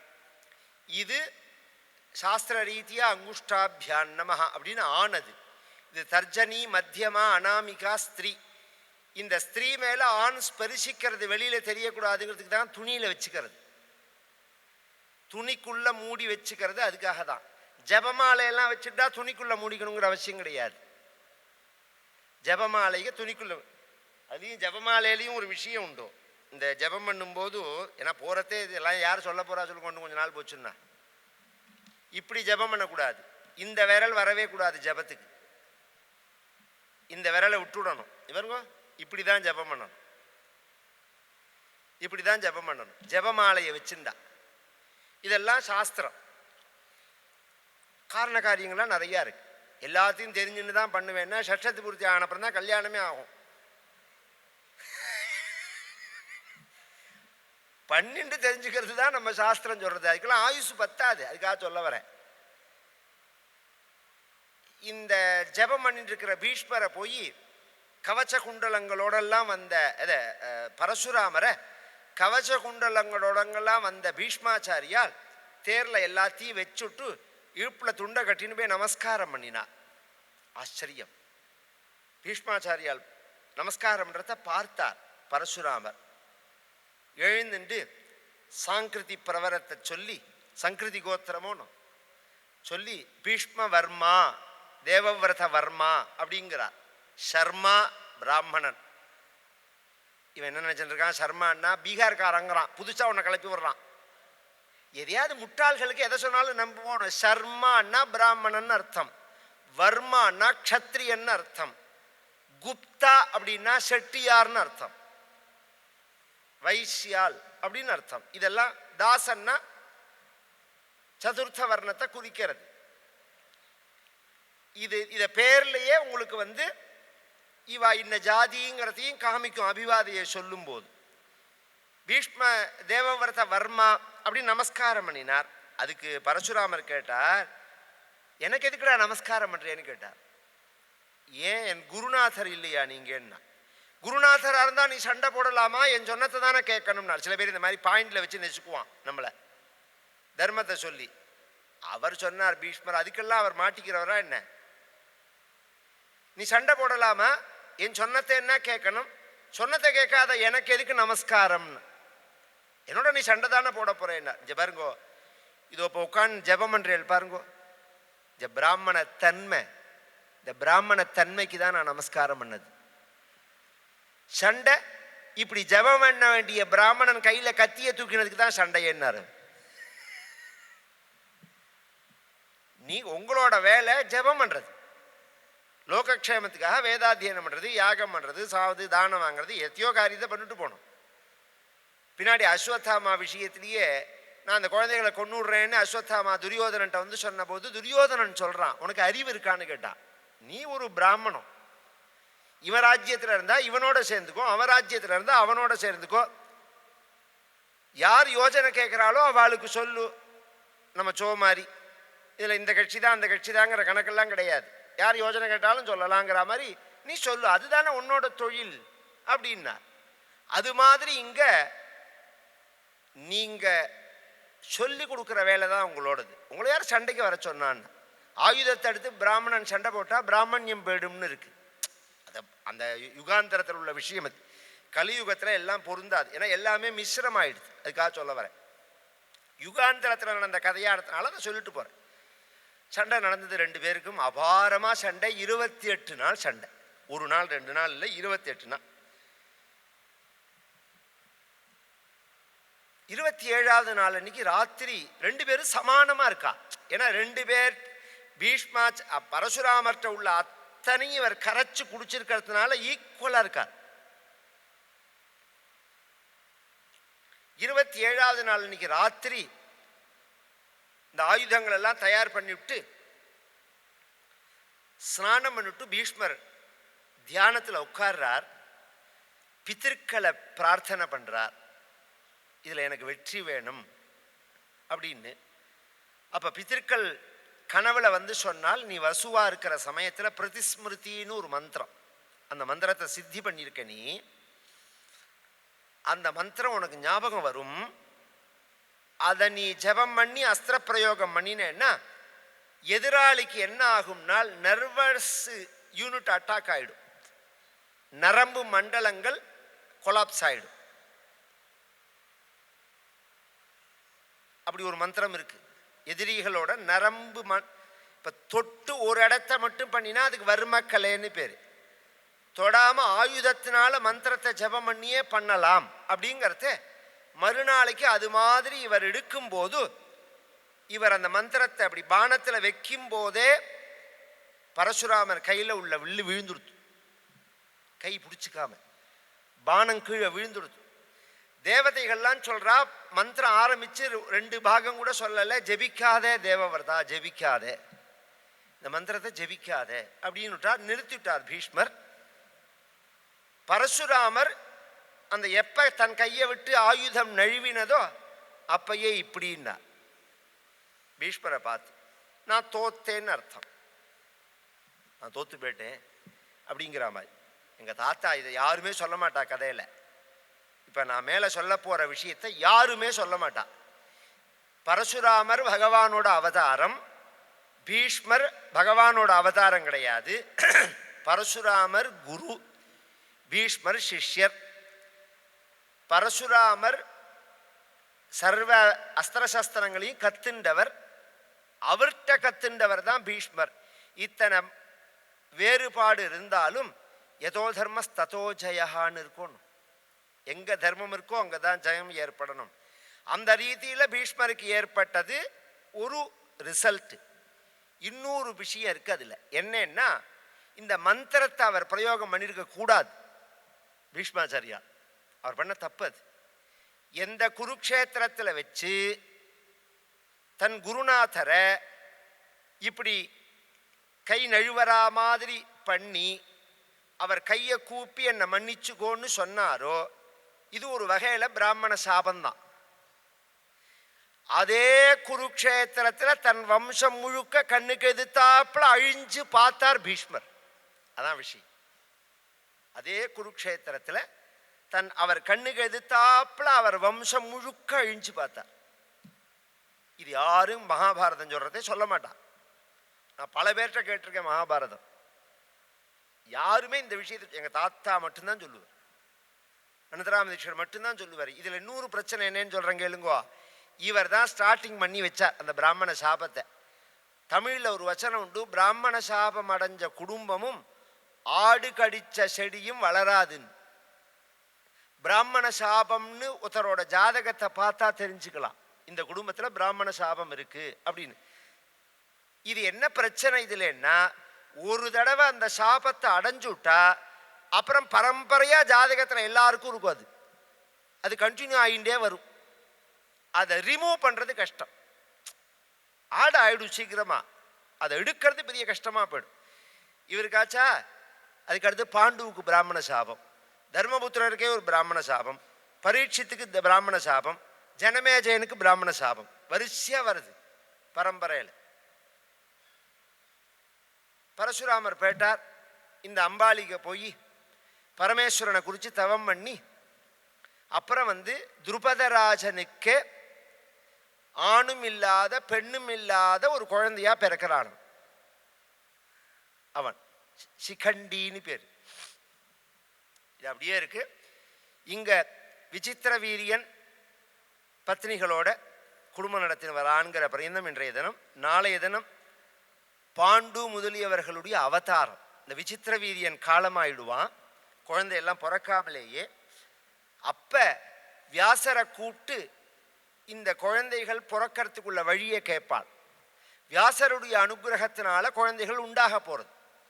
இன்னைக்கு எவ்வளோ அட்வான்ஸா எடுத்து சயின்ஸு அப்படின்னு நாம் சொல்றோமோனோ, இதோட மூலங்கள்லாம் புராணங்கள்ல இருக்குங்கிறதுக்கு சொல்ல வரேனா.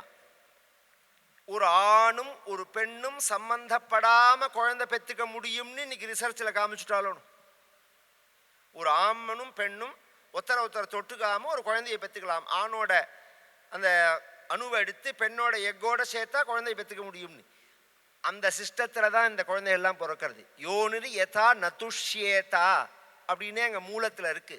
உன்னை நான் தொடமாட்டேன் இந்த அளவில் சொல்லிட்டு போறார். இந்த அளவில் ஏகப்பட்ட குழந்தைகளை தயார் பண்ண போறார் வியாசர். பவித்திரமான, ஏன்னா இவாளுடைய எல்லாமே தேவதைகளா, அதனால இவாளுடைய அவதாரங்களே விசேஷமானது. நாளைய தினம் மேக்சிமம் பாண்டவர்கள் ஜனனம் பரியந்தும் சொல்லிடுவேன். இந்த வருஷ உபன்யாசம்ங்கிறது பாண்டவர்கள் ஜனனத்தோட நாளையோட முடியும். அது நாளை மறுநாள் சிவராத்திரி அன்னைக்கு ஏகதின மகாருத்ரம் கார்த்தால 7 மணிக்கு ஆரம்பிச்சா மறுநாள் கார்த்தால பரியந்தம் மகாருத்ர ஜபம் நடக்கும். ராத்திரி 4 காலம் ஸ்பட்டிகலிங்கம் எப்படி பரம்பரையா வந்தது. அந்த கதையும் ஏற்கனவே உங்கள்கிட்ட சொல்லியிருக்கேன்னா, பரம்பரையா வரதான ஸ்பட்டிகலிங்கம் அது ரொம்ப விசேஷமானது. சிவராத்திரி அன்னைக்கு தான் எடுத்துன்னு அதை அபிஷேகம் பண்ணுவா. அந்த சிவலிங்க அபிஷேகம் இருக்கு ராத்திரி 4 காலமும். மறுநாளைக்கு ருத்ரஹோமம் வசோர்தாரா ஹோமத்தோட. யாரெல்லாம் இந்த மகாருத்ரத்தில் பங்கு கொள்ளணும் ஆசைப்படுறாலோ, யார் பங்கு கொள்ள விட்டு போயிடுத்தோ, இந்த பத்திரிக்கையில் டீட்டெயில்ஸ் எல்லாம் இருக்குது, அதையும் பார்க்கலாம். என்னோட யூடியூப் சேனல்லையும் போய் பார்த்தேன்னா அந்த அந்த விவரங்கள் உள்ள இடத்துல இந்த பத்திரிக்கை எல்லாம் இருக்கும், அதுலேயும் தெரியும் உங்களுக்கு. குருவாத புரீஷ பஞ்சகாக்கியம் ஸ்துதிரத்னம் படதாம் சுமங்கலம் ஸ்யாத் ஹிருதி சாபி விஷயத் ஹரிஸ்வயந்து ரதிநாதாயுத துல்லிய தேக காந்தி. நாராயண நாராயண நாரா நாராயண நாராயண நாராயண நாரா நாராயண நாராயண நாரா நாராயண நாராயண நாராயண நாராயண நாராயண நாராயண. கோபிகா ஜீவனஸ்மரணம். ஆஞ்சநேய மூர்த்திக்கு.